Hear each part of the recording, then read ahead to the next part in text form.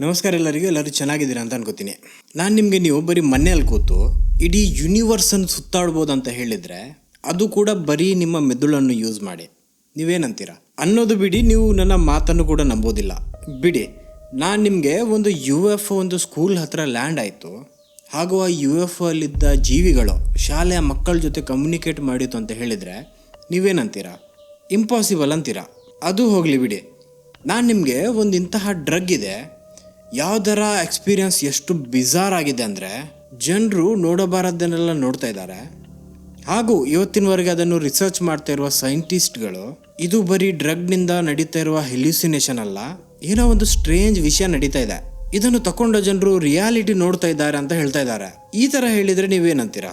ಇಷ್ಟನ್ನೆಲ್ಲ ಕೇಳಿದ ನೀವು ಏನೆಲ್ಲ ಪುಂಗಿ ಬಿಡ್ತಾ ಇದ್ದಾನಂತ ಹೇಳ್ಬೋದು, ಅಥವಾ ಏನೋ ಒಂದು ಕಾನ್ಸ್ಪಿರಸಿ ಥಿಯರಿನೆಲ್ಲ ತಗೊಂಡು ಬಂದಿದ್ದಾನಂತ ಹೇಳ್ಬೋದು. ಆದರೆ what if I tell you, ಇಷ್ಟರವರೆಗೆ ನಾನು ಹೇಳಿದ ಎಲ್ಲ ವಿಷಯ ನಿಜ ಆಗಿದೆ, ರಿಯಲ್ ಇನ್ಸಿಡೆಂಟ್ ಹಾಗೂ ರಿಯಲ್ ಸ್ಟಡೀಸ್ಗಳಾಗಿದೆ. ಇವತ್ತಿನ ವಿಡಿಯೋಲಿ ನಾನು 5 ತುಂಬ ಸ್ಟ್ರೇಂಜ್ ರಿಯಲ್ ಸ್ಟೋರಿ ಹಾಗೂ ರಿಯಲ್ ಟಾಪಿಕ್ಗಳ ಬಗ್ಗೆ ಮಾತಾಡ್ತಾ ಇದ್ದೀನಿ. ಯಾವುದರ ಬಗ್ಗೆ ಸಂದೇಹವಾದಿಗಳು, ಸಂಶೋಧಕರು ಹಾಗೂ ನಂಬಿಕೆ ಉಳ್ಳವರು ಎಲ್ಲರೂ ಇವತ್ತಿನವರೆಗೆ ಡಿಬೇಟ್ ಮಾಡ್ತಾನೆ ಇದ್ದಾರೆ. ಇಷ್ಟರವರೆಗೆ ನೀವು ಈ 3 ಟಾಪಿಕ್ಸ್ ಕೇಳಿದ್ರಲ್ವಾ, ಅದು ಏನೂ ಇಲ್ಲ. ಇವತ್ತಿನ ವಿಡಿಯೋಲಿ ನಾನು ಇಂತಹದ್ದೇ ಟೋಟಲ್ 5 ಟಾಪಿಕನ್ನು ಎಕ್ಸ್ಪ್ಲೋರ್ ಮಾಡ್ತಾ ಇದ್ದೀನಿ. ನನ್ನ ಚಾನಲ್ನ ಓಲ್ಡ್ ಫ್ರೆಂಡ್ಸ್ಗಳಿಗೆಲ್ಲರಿಗೂ ಗೊತ್ತಿದೆ ನನ್ನ ಚಾನಲಲ್ಲಿ ಎಂಥ ವೀಡಿಯೋಸ್ ಮಾಡ್ತೀನಂತ. ಹೊಸಬರಾಗಿದ್ದರೆ ನಮ್ಮೆಲ್ಲರ ಕಡೆಯಿಂದ ವೆಲ್ಕಮ್. ನಿಮ್ಮ ಹೆಚ್ಚು ಟೈಮ್ ವೇಸ್ಟ್ ಮಾಡೋದು ಇವತ್ತಿನ ವೀಡಿಯೋ ಸ್ಟಾರ್ಟ್ ಮಾಡ್ತಾ ಇದ್ದೀನಿ. Let's go.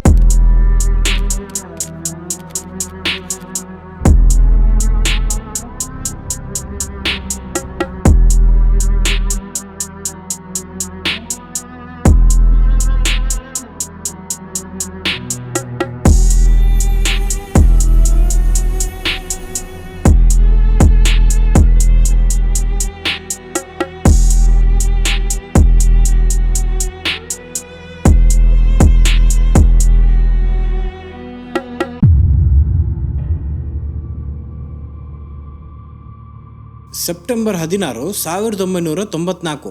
ಇದು ಜಿಂಬಾಬ್ವೆಯ ರೂವಾದಲ್ಲಿ ನಡೆದ ಘಟನೆ. ಏರಿಯಲ್ ಸ್ಕೂಲಲ್ಲಿ ದಿನದ ಆರಂಭ ಆಗಿತ್ತು. ಇದು ಶುಕ್ರವಾರದ ದಿನ ಆಗಿದ್ದರಿಂದ ಟೀಚರ್ಸ್ಗಳೆಲ್ಲ ಸ್ಟಾಫ್ ಮೀಟಿಂಗಲ್ಲಿದ್ದರು. ಮಕ್ಕಳನ್ನು ಹೊರಗೆ ಆಟ ಆಡೋದಕ್ಕಂತ ಬಿಟ್ಟಿತ್ತು. ಇದು ಐ ಥಿಂಕ್ 10-10:30 ಗಂಟೆಗೆ ನಡೆದಿದ್ದು. ಮಕ್ಕಳು ಹೊರಗೆ ಗ್ರೌಂಡಲ್ಲಿ ಆಟ ಆಡ್ತಾಯಿದ್ರು. ಕೆಲವರು ಫುಟ್ಬಾಲ್ ಆಡ್ತಾಯಿದ್ರು, ಕೆಲವರು ಹಿಡಿಯುವ ಆಟ, ಇನ್ನು ಕೆಲವರು ಹಾಗೆ ಮರದ ಕೆಳಗೆ ಕೂತು ಮಾತಾಡ್ತಾಯಿದ್ರು. ಅಲ್ಲಿದ್ದ ಎಲ್ಲ ಮಕ್ಕಳಿಗೆ ಇದೊಂದು ಮಾಮೂಲಿ ದಿನ ಆಗಿತ್ತು. ಅದೇ ಹೊತ್ತಲ್ಲಿ ಆಟವನ್ನು ಆಡ್ತಾ ಇದ್ದ ಕೆಲವು ಮಕ್ಕಳು ಆಟವನ್ನು ನಿಲ್ಲಿಸಿ ಬೆರಳೆತ್ತಿ ಒಂದು ದೂರದ ಜಾಗದ ಕಡೆಗೆ ಪಾಯಿಂಟ್ ಮಾಡೋದಕ್ಕೆ ಶುರು ಮಾಡ್ತಾರೆ. ಅವರ ಕಣ್ಣಿನ ಮುಂದೆ ಒಂದು ಬೆಳ್ಳಿ ಬಣ್ಣದ ಶೈನಿಂಗ್ ಆಗ್ತಾ ಇರುವ ಒಂದು ಆಬ್ಜೆಕ್ಟ್ ಇತ್ತು. ಅಲ್ಲಿ ಬರೀ ಆಬ್ಜೆಕ್ಟ್ ಮಾತ್ರ ಅಲ್ಲ, ಅದರ ಪಕ್ಕದಲ್ಲೇ ಒಂದು 3 ಫೀಟ್ನಷ್ಟು ಎತ್ತರದ ಒಂದು ಜೀವಿ ಕೂಡ ನಿಂತಿತ್ತು. ಇದನ್ನು ನೋಡಿದ ಮಕ್ಕಳು ಹೆದರಿ ಅಲ್ಲಿಂದ ಓಡ್ ಹೋಗ್ತಾರೆ. ಈ ಕಡೆ ಕ್ಲಾಸಿಗೆ ಬಂದ ಟೀಚರ್ಸಿಗೆ ಮಕ್ಕಳ ಮುಖ ನೋಡುವಾಗ ಏನೋ ಒಂದು ಆಫ್ ಇದೆ ಅಂದಾಗ ಫೀಲ್ ಆಗಿತ್ತು. ಮಕ್ಕಳು ಶೇಕ್ ಆಗ್ತಾ ಇದ್ದಾರೆ, ತುಂಬಾ ಹೆದರಿದ್ದಾರೆ. ಮಕ್ಕಳ ಹತ್ರ ಕೇಳ್ತಾರೆ ಏನಾಯ್ತು ಅಂತ. ಆಗ ಮಕ್ಕಳು ಒಬ್ಬೊಬ್ಬರಾಗಿ ಆ ಗ್ರೌಂಡಲ್ಲಿ ನಡೆದ ಇನ್ಸಿಡೆಂಟ್ ಹಾಗೂ ಅವರು ಏನ್ ನೋಡಿದ್ರು ನೋಡಿ ಆ ವಿಷಯ ಟೀಚರ್ಸಿಗೆ ಹೇಳ್ತಾರೆ. ಇದನ್ನು ಕೇಳಿದ ಟೀಚರ್ಸ್ ಈ ತರ ಹೇಗೆ ಅಂತ ಅನ್ಕೊಂಡು ಆ ಜಾಗಕ್ಕೆ ಹೋಗಿ ನೋಡ್ತಾರೆ ಅಲ್ಲಿ ಏನಿತ್ತು ಅಂತ. ಆದ್ರೆ ಅವರಲ್ಲಿ ಹೋದಾಗ ಏನೂ ಇರಲಿಲ್ಲ. ಮತ್ತೆ ಟೀಚರ್ಸಿಗೆ ಅನ್ಸುತ್ತೆ ಮೇ ಬಿ ಮಕ್ಕಳು ಏನೋ ಒಂದು ನೋಡಿರ್ಬೇಕು, ಸುಮ್ನೆ ಹೆದರಿ ಇಮ್ಯಾಜಿನ್ ಮಾಡಿ ಬೇರೆ ಏನೆಲ್ಲ ಹೇಳ್ತಾ ಇದ್ದಾರೆ ಅಂತ ಅವ್ರು ಇಗ್ನೋರ್ ಮಾಡ್ತಾರೆ ಹಾಗೂ ಮೂವ್ ಆನ್ ಆಗ್ತಾರೆ. ಆದ್ರೆ ಆ ಮಕ್ಕಳು ಸಂಜೆ ಮನೆಗೆ ಹೋದಾಗನು ಅಷ್ಟೇ ಹೆದರಿ ಅಷ್ಟೇ ಶೇಕ್ ಆಗ್ತಾ ಇದ್ರು. ಇದನ್ನು ನೋಡಿದ ಪೇರೆಂಟ್ಸ್ ಮಕ್ಕಳ ಹತ್ರ ಕೇಳ್ತಾರೆ ಏನಾಯ್ತು ಮಕ್ಕಳು, ಇಷ್ಟು ಯಾಕೆ ಹೆದರಿದ್ದೀರಾ ಅಂತ. ಆಗ ಮಕ್ಕಳು ಪೇರೆಂಟ್ಸಿಗೆ ಮತ್ತೆ ಆ ವಿಷಯ ಹೇಳ್ತಾರೆ, ಶಾಲೆಯಲ್ಲಿ ಈ ತರ ನಡೀತು ಅಂತ. ಈ ತರ 1-2 ಮಕ್ಕಳಲ್ಲ, ಆ ಶಾಲೆಯ ಎಲ್ಲಾ ಮಕ್ಕಳು ತಮ್ಮ ಮನೆಗೆ ಹೋಗಿ ಹೇಳಿದ್ರಿಂದ ಈ ವಿಷಯ ಇಡೀ ಟೌನ್ ಅಲ್ಲಿ ಹರಡಿತ್ತು. ಈ ತರ ನ್ಯೂಸ್ ಹರಡಿದ ಮಾರನೇ ದಿನಾನೇ ಕೆಲವು ಪೇರೆಂಟ್ಸ್ ಶಾಲೆಗೆ ಬರ್ತಾರೆ ಹಾಗೂ ಟೀಚರ್ಸ್ ಹತ್ರ ಕೇಳ್ತಾರೆ ನಮ್ಮ ಮಕ್ಕಳ ಜೊತೆಲಿ ನಿನ್ನೆ ಏನ್ ನಡೆದಿದ್ದು.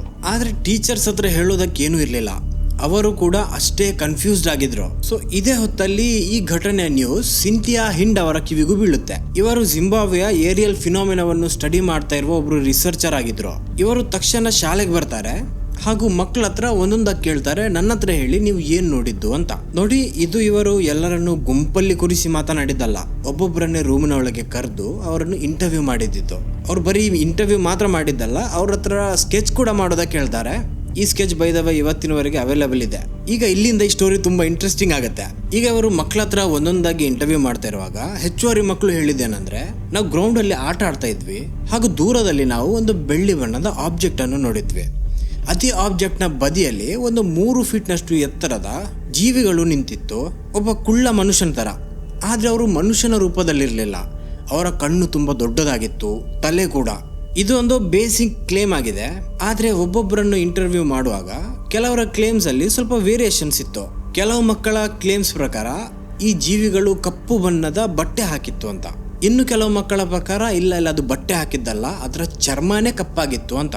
ಕೆಲವು ಮಕ್ಕಳ ಪ್ರಕಾರ ಅಲ್ಲಿ ಟೋಟಲ್ 2 ಆಬ್ಜೆಕ್ಟ್ಸ್ ನಿಂತಿತ್ತು ಅಂತ ಹೇಳ್ತಾರೆ.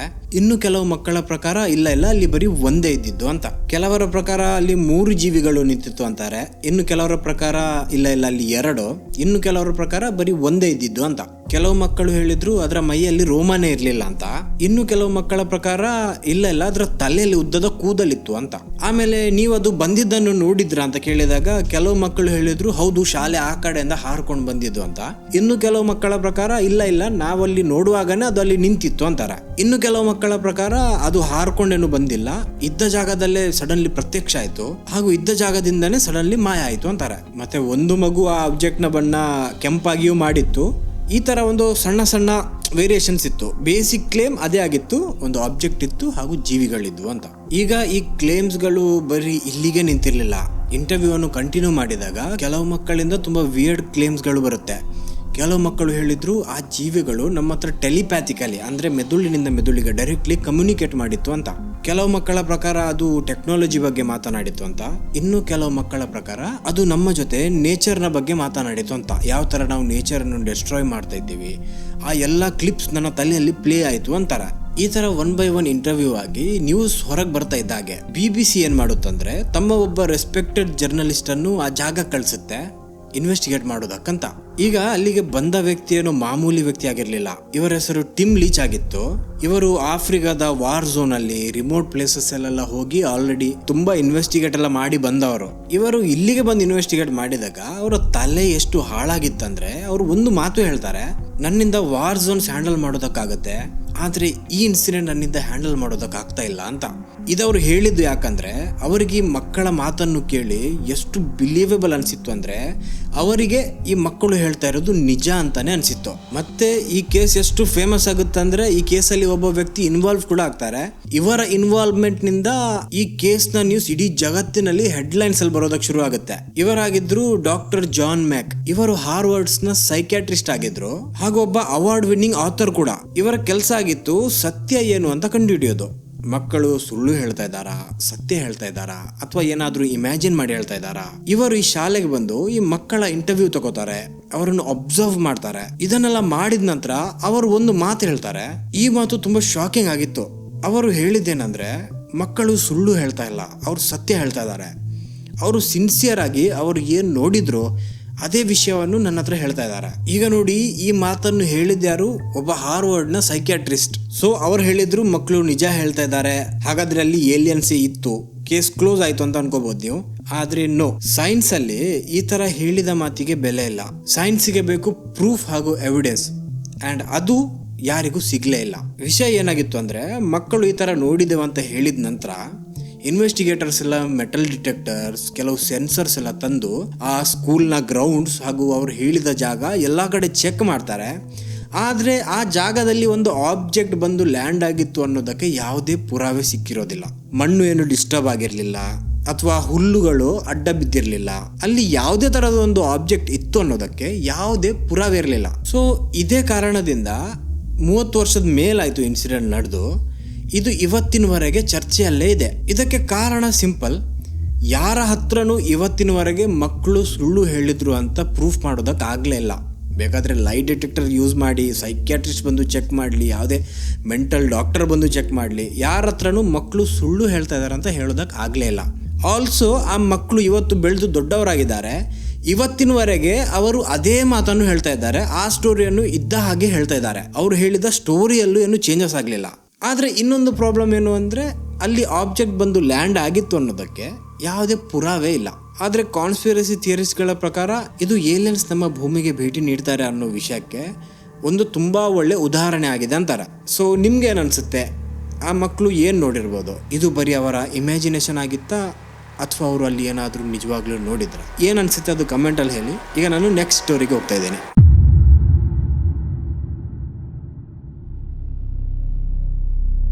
ಇಮ್ಯಾಜಿನ್ ಮಾಡಿ, ಒಬ್ಬ ವ್ಯಕ್ತಿ ನಿಮ್ಮ ಹತ್ರ ಬರ್ತಾನೆ ಹಾಗೂ ಹೇಳ್ತಾನೆ ನಂಗೊಂದು 8-10 ಜನರು ಬೇಕು. ನೀವು ಕೇಳ್ತೀರಾ ಏನು ಕೆಲಸ ಇದೆಯಾ? ಆ ವ್ಯಕ್ತಿ ಹೇಳ್ತಾನೆ ಅಂಥದ್ದೇನು ಕೆಲಸ ಇಲ್ಲ, ನಂಗೆ ಬರೀ ಒಂದು ಭೂತವನ್ನು ಕ್ರಿಯೇಟ್ ಮಾಡಬೇಕು ಅಂತ. ನೀವು ಕೇಳ್ತೀರಾ ಜಾದು ಮಂತ್ರ ಏನಾದರೂ ಮಾಡೋರಿದ್ದೀರಾ? ಆ ವ್ಯಕ್ತಿ ಹೇಳ್ತಾನೆ ಇಲ್ಲ, ನಂಗೆ ಸೈಂಟಿಫಿಕ್ ಆಗಿ ಒಂದು ಭೂತವನ್ನು ಕ್ರಿಯೇಟ್ ಮಾಡಬೇಕು, ಆತ್ಮವನ್ನು ಹಿಡಿಯೋದಲ್ಲ, ಜಾದು ಮಂತ್ರ ಮಾಡೋದಲ್ಲ, ಯಾವತ್ತು ಇಲ್ಲದ, ಯಾವತ್ತು ಜೀವಿಸದ, ಒಂದು ಎಕ್ಸಿಸ್ಟೇ ಆಗದ ವ್ಯಕ್ತಿಯ ಭೂತವನ್ನು ಕ್ರಿಯೇಟ್ ಮಾಡಬೇಕು. ಇದು ನಿಮ್ಗೆ ಹುಚ್ಚುತನ ಅನ್ಸುತ್ತಲ್ವಾ? ಆದ್ರೆ ಇದು ಆಕ್ಚುಲಿ ಒಂದು ನಿಜ ಘಟನೆ ಆಗಿದೆ. ಅಂಡ್ ಫನ್ ಫ್ಯಾಕ್ಟ್ ಏನು ಅಂದ್ರೆ, ಅವರು ನಿಜವಾಗ್ಲೂ ಒಂದು ಭೂತವನ್ನು ಕ್ರಿಯೇಟ್ ಕೂಡ ಮಾಡಿದ್ರು. ಫುಲ್ ಡೀಟೇಲ್ಸ್ ಹೇಳ್ತೀನಿ, ಕ್ರೇಜಿ ಆಗಿದೆ. ಈ ಸ್ಟೋರಿ ಕೆನಡಾದ ಟೊರೆಂಟೋದಾಗಿದೆ. ನಡೆದಿದ್ದು 1972ರಲ್ಲಿ. ಒಂದು ಆರ್ಗನೈಸೇಷನ್ ಇತ್ತು, Toronto institute of physical research ಅನ್ನೋ ಹೆಸರಿನದ್ದು. ಒಂದು ಪ್ರಶ್ನೆ ಇವರ ತುಂಬಾ ತಲೆ ಹಾಳು ಮಾಡಿತ್ತು. ಅದೇನಂದ್ರೆ, ಜನರು ನಂಗೆ ಸದ್ದು ಕೇಳಿಸಿತ್ತು, ಒಂದು ಆಬ್ಜೆಕ್ಟ್ ತನ್ನಷ್ಟಕ್ಕೆ ಮೂವ್ ಆಯ್ತು, ನಾನು ಆತ್ಮಗಳ ಜೊತೆ ಮಾತನಾಡಿದೆ, ಈ ತರ ಎಲ್ಲ ಹೇಳ್ತಾರಲ್ವಾ. ಇಲ್ಲಿ ನಡೀತಾ ಇರೋದೇನು? ಅವರು ನಿಜವಾಗ್ಲೂ ಆತ್ಮಗಳ ಜೊತೆ ಮಾತನಾಡ್ತಾ ಇದ್ದಾರಾ, ಅಥವಾ ಇದರ ಹಿಂದೆ ಬೇರೆ ಏನಾದ್ರೂ ಸೈಂಟಿಫಿಕ್ ರೀಸನ್ಸ್ ಇರ್ಬೋದಾ? ಈ ಪ್ರಶ್ನೆಯ ಉತ್ತರವನ್ನು ಹುಡ್ಕೋದಕ್ಕೆ ಒಬ್ರು ಡಾಕ್ಟರ್ ARG ಓವನ್ ಹಾಗೂ ಇವರ ಹೆಂಡತಿ ಐರಿಸ್ ಓವನ್, ಇವರಿಬ್ರು ಸೇರಿ ಒಂದು ಎಕ್ಸ್ಪೆರಿಮೆಂಟ್ ಅನ್ನು ಮಾಡ್ತಾರೆ. ಇದು ಹೇಗ್ ಮಾಡಿದ್ ನೋಡಿ. ಜನರು ಆತ್ಮ ಜೊತೆ ಕಾಂಟ್ಯಾಕ್ಟ್ ಮಾಡೋದಕ್ಕಾಗುತ್ತೆ ಅಂತ ಹೇಳ್ತಾರಲ್ವಾ. ವಾಟ್ ಇಫ್ ನಾವು ಯಾವತ್ತು ಜೀವಿಸದ ಒಬ್ಬ ಇಮ್ಯಾಜಿನರಿ ವ್ಯಕ್ತಿ ಆತ್ಮ ಜೊತೆ ಕಾಂಟ್ಯಾಕ್ಟ್ ಮಾಡಿದ್ರೆ, ಅಕಸ್ಮಾತ್ ನಮ್ಗೆ ಆ ಕಡೆಯಿಂದ ರೆಸ್ಪಾನ್ಸ್ ಬಂದ್ರೆ, ಇದರ ಕನ್ಕ್ಲೂಷನ್ ಬರುತ್ತೆ, ಈ ಕಮ್ಯುನಿಕೇಶನ್ ಆತ್ಮ ಜೊತೆ ಆಗೋದಲ್ಲ, ನಮ್ಮ ಮೆದುಳೆ ಇದನ್ನೆಲ್ಲ ಕ್ರಿಯೇಟ್ ಮಾಡೋದು ಅಂತ. ಅಂದ್ರೆ ನಾವು ಏನ್ ಬಿಲೀವ್ ಮಾಡ್ತೀವೋ ಅದು ನಮ್ಗೆ ನಿಜ ಅನ್ಸುತ್ತೆ ಅಂತ. ಸೊ ಇವರೇನ್ ಮಾಡ್ತಾರೆ, 8 ಮಾಮೂಲಿ ಜನರನ್ನು ಕರ್ಕೊಂಡು ಬರ್ತಾರೆ ಆಸ್ ಎ ವಾಲಂಟಿಯರ್ಸ್. ಹಾಗೂ ಇವರನ್ನು ಒಂದು ಟೇಬಲ್ ನ ಸುತ್ತಲೂ ಕೂರಿಸ್ತಾರೆ. ಹಾಗೂ ಎಲ್ಲರೂ ಸೇರಿ ಒಂದು ಫೇಕ್ ವ್ಯಕ್ತಿಯನ್ನು ಕ್ರಿಯೇಟ್ ಮಾಡ್ತಾರೆ. ಅವನಿಗೊಂದು ಹೆಸರು ಕೊಡ್ತಾರೆ, ಫಿಲಿಪ್ ಐಸೆಲ್ಫೋರ್ಡ್ ಅಂತ. ನೆಕ್ಸ್ಟ್ ಅವನ ಜೀವನದ ಒಂದು ಕಥೆಯನ್ನು ಕ್ರಿಯೇಟ್ ಮಾಡ್ತಾರೆ.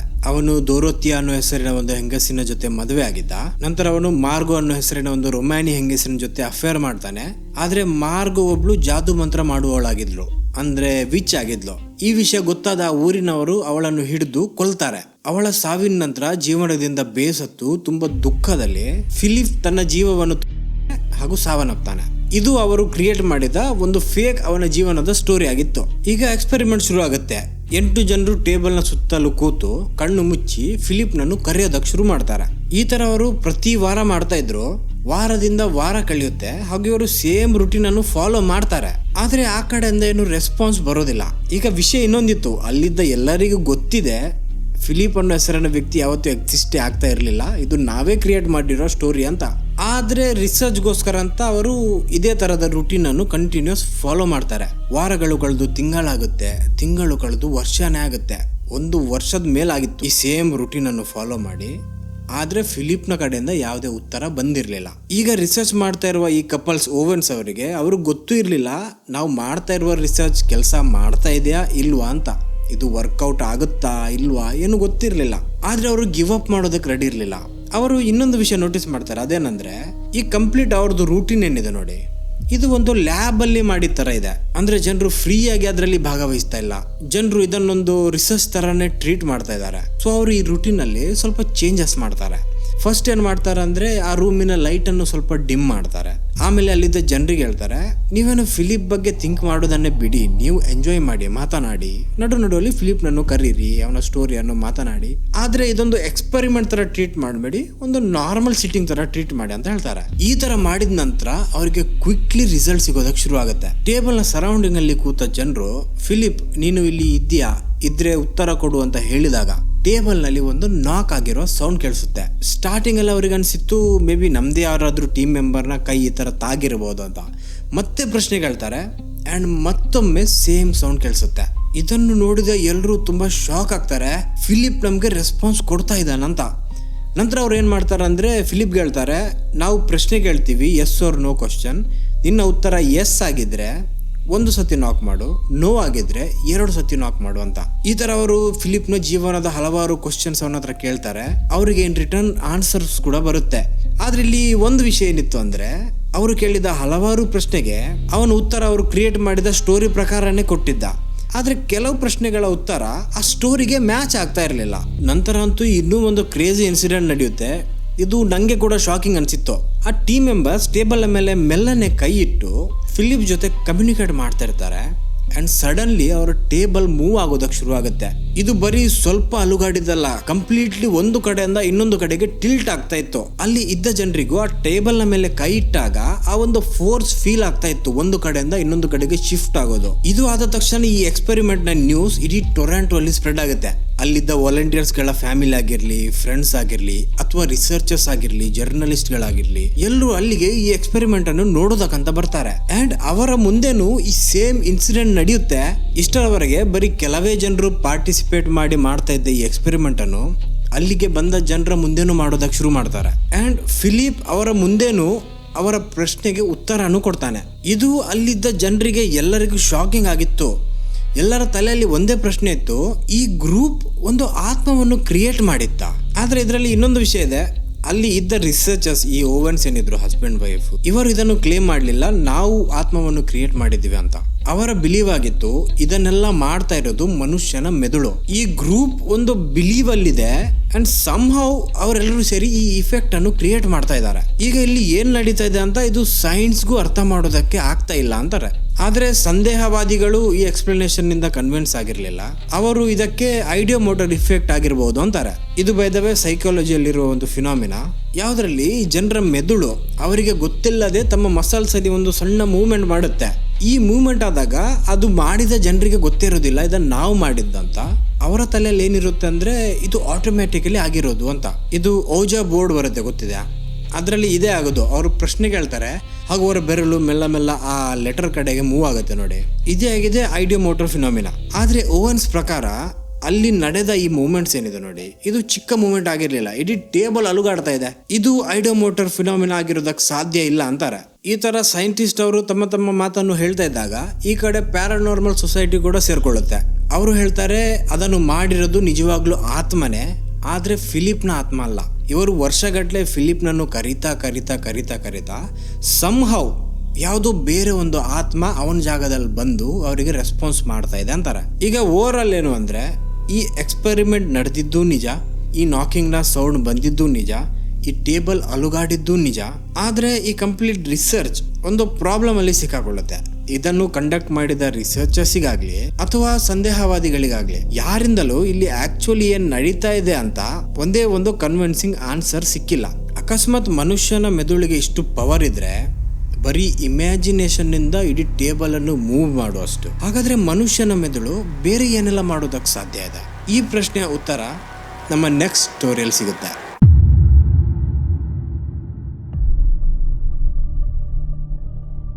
ನೀವು ಯಾರ ಹತ್ರ ಆದ್ರೂ ಕೇಳಿದ್ರೆ US ಗವರ್ಮೆಂಟ್ನಿಂದ ರಿಲೀಸ್ ಆಗಿರುವ ಒಂದು ಸ್ಟ್ರೇಂಜೆಸ್ಟ್ ಡಾಕ್ಯುಮೆಂಟ್ ಏನಿರ್ಬೋದು ಅಂತ, ಮೋಸ್ಟ್ ಪ್ರಾಬಬ್ಲಿ ನಿಮಗೆ ಉತ್ತರ ಏರಿಯಾ 51, MK ಅಲ್ಟ್ರಾ ಅಥವಾ ಏಲಿಯನ್ ಫೈಲ್ ಅಂತ ಸಿಗುತ್ತೆ. ಆದ್ರೆ ನಿಮಗೆ ಒಂದು ವಿಷಯ ಗೊತ್ತಿದೆ, ಒಂದು ಇಂತಹ ರಿಪೋರ್ಟ್ ರಿಲೀಸ್ ಆಗಿತ್ತು, ಯಾವುದು ಎಷ್ಟು ವಿಚಿತ್ರವಾಗಿದೆ ಅಂದ್ರೆ ಜನರು ಇವತ್ತಿನವರೆಗೆ ಅದರ ಬಗ್ಗೆ ಮಾತಾಡ್ತಾ ಇದ್ದಾರೆ. ಇದು ಗವರ್ಮೆಂಟ್ ನ ಒಂದು ಕ್ಲಾಸಿಫೈಡ್ ರಿಸರ್ಚ್ ನ ಒಂದು ರಿಪೋರ್ಟ್ ಆಗಿತ್ತು.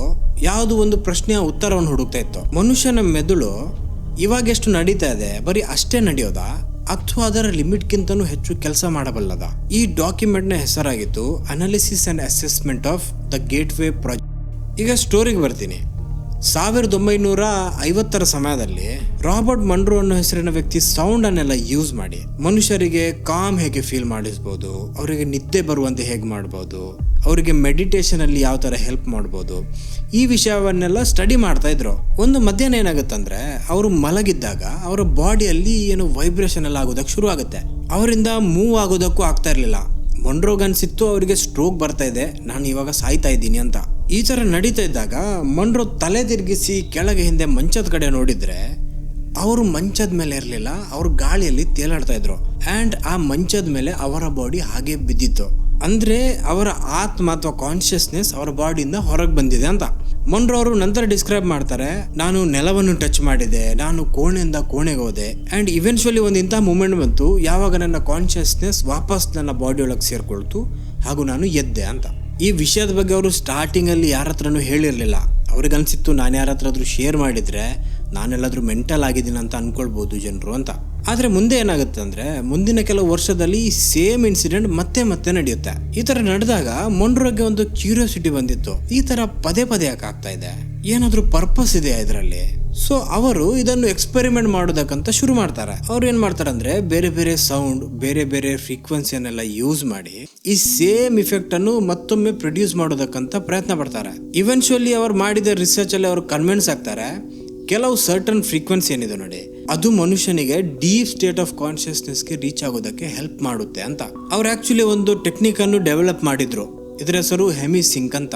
ಇದರಲ್ಲಿ ಐಡಿಯಾ ಏನಾಗಿತ್ತು ಅಂದ್ರೆ, ನಮ್ಮ ಎರಡು ಕಿವಿಗೂ ಸ್ವಲ್ಪ ಸ್ವಲ್ಪ ಡಿಫ್ರೆಂಟ್ ಫ್ರೀಕ್ವೆನ್ಸಿಯ ಸೌಂಡ್ ಅನ್ನು ಪ್ಲೇ ಮಾಡೋದು ಹಾಗೂ ನಮ್ಮ ಮೆದುಳಿಗೆ ಅದನ್ನು ಸಿಂಕ್ ಮಾಡೋದಕ್ಕೆ ಬಿಟ್ಟು ಬಿಡೋದು to reach the deep state of consciousness. So Monroe ಏನ್ ಮಾಡ್ತಾರೆ ಅಂದ್ರೆ, ಒಂದು ಇನ್ಸ್ಟಿಟ್ಯೂಟ್ ಅನ್ನು ಸ್ಥಾಪಿಸ್ತಾರೆ, ಮೊನ್ರೋ ಇನ್ಸ್ಟಿಟ್ಯೂಟ್ ಅನ್ನೋ ಹೆಸರಿನಲ್ಲಿ. ಹಾಗೂ ಅಲ್ಲಿಗೆ ಬಂದ ಜನರಿಗೆ ಸೆಷನ್ಸ್ ಮಾಡೋದಕ್ಕೆ ಶುರು ಮಾಡ್ತಾರೆ. ಇದನ್ನು ಯಾವಾಗ ಮಾಡೋದಕ್ಕೆ ಶುರು ಮಾಡಿದ್ರು, ಅಲ್ಲಿಗೆ ಬಂದ ಜನರು ತಮ್ಮ ತಮ್ಮ ಎಕ್ಸ್ಪೀರಿಯನ್ಸ್ ಅನ್ನು ಶೇರ್ ಮಾಡೋದಕ್ಕೆ ಶುರು ಮಾಡ್ತಾರೆ. ಕೆಲವರು ಹೇಳ್ತಾರೆ, ನಾನೊಂದು ಸ್ಟ್ರೇಂಜ್ ಲ್ಯಾಂಡ್ಸ್ಕೇಪ್ ನೋಡಿದೆ. ಲ್ಯಾಂಡ್ಸ್ಕೇಪ್ ಅಂದ್ರೆ ಒಂದು ಜಾಗ. ಇನ್ನು ಕೆಲವರು ಹೇಳಿದ್ರು, ನನ್ನ ಕಾನ್ಶಿಯಸ್ನೆಸ್ ನನ್ನ ಬಾಡಿಯನ್ನು ಬಿಟ್ಟು ಹೊರಗೋಗಿತ್ತು. ಇನ್ನು ಕೆಲವರು ಹೇಳ್ತಾರೆ, ನನ್ನ ಕಾನ್ಶಿಯಸ್ನೆಸ್ ಈ ಯೂನಿವರ್ಸ್ ಅಲ್ಲಿ ತೇಲಾಡ್ತಾ ಇತ್ತು.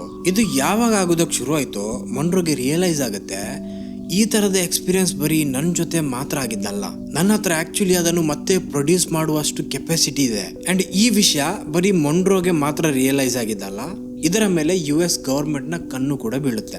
1980 ಅಮೆರಿಕದಲ್ಲಿ ಏನಾಗ್ತಿತ್ತು ಅಂದ್ರೆ, ಅಲ್ಲಿ ಕೋಲ್ಡ್ ವಾರ್ ನಡೀತಾ ಇತ್ತು.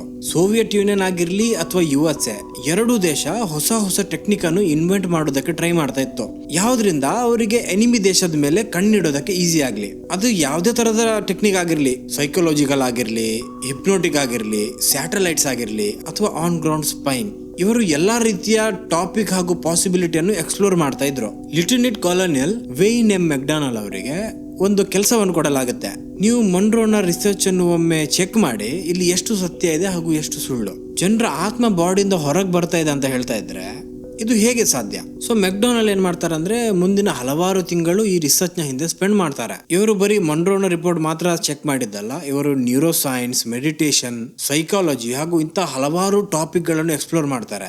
ಆಲ್ಸೋ ಇಸ್ಟೆಕ್ ಬೆಂಟೋ ಅನ್ನೋ ಹೆಸರಿನ ವ್ಯಕ್ತಿ ಜೊತೆ ಕೂಡ ಸೇರಿ ಕೆಲಸ ಮಾಡ್ತಾರೆ.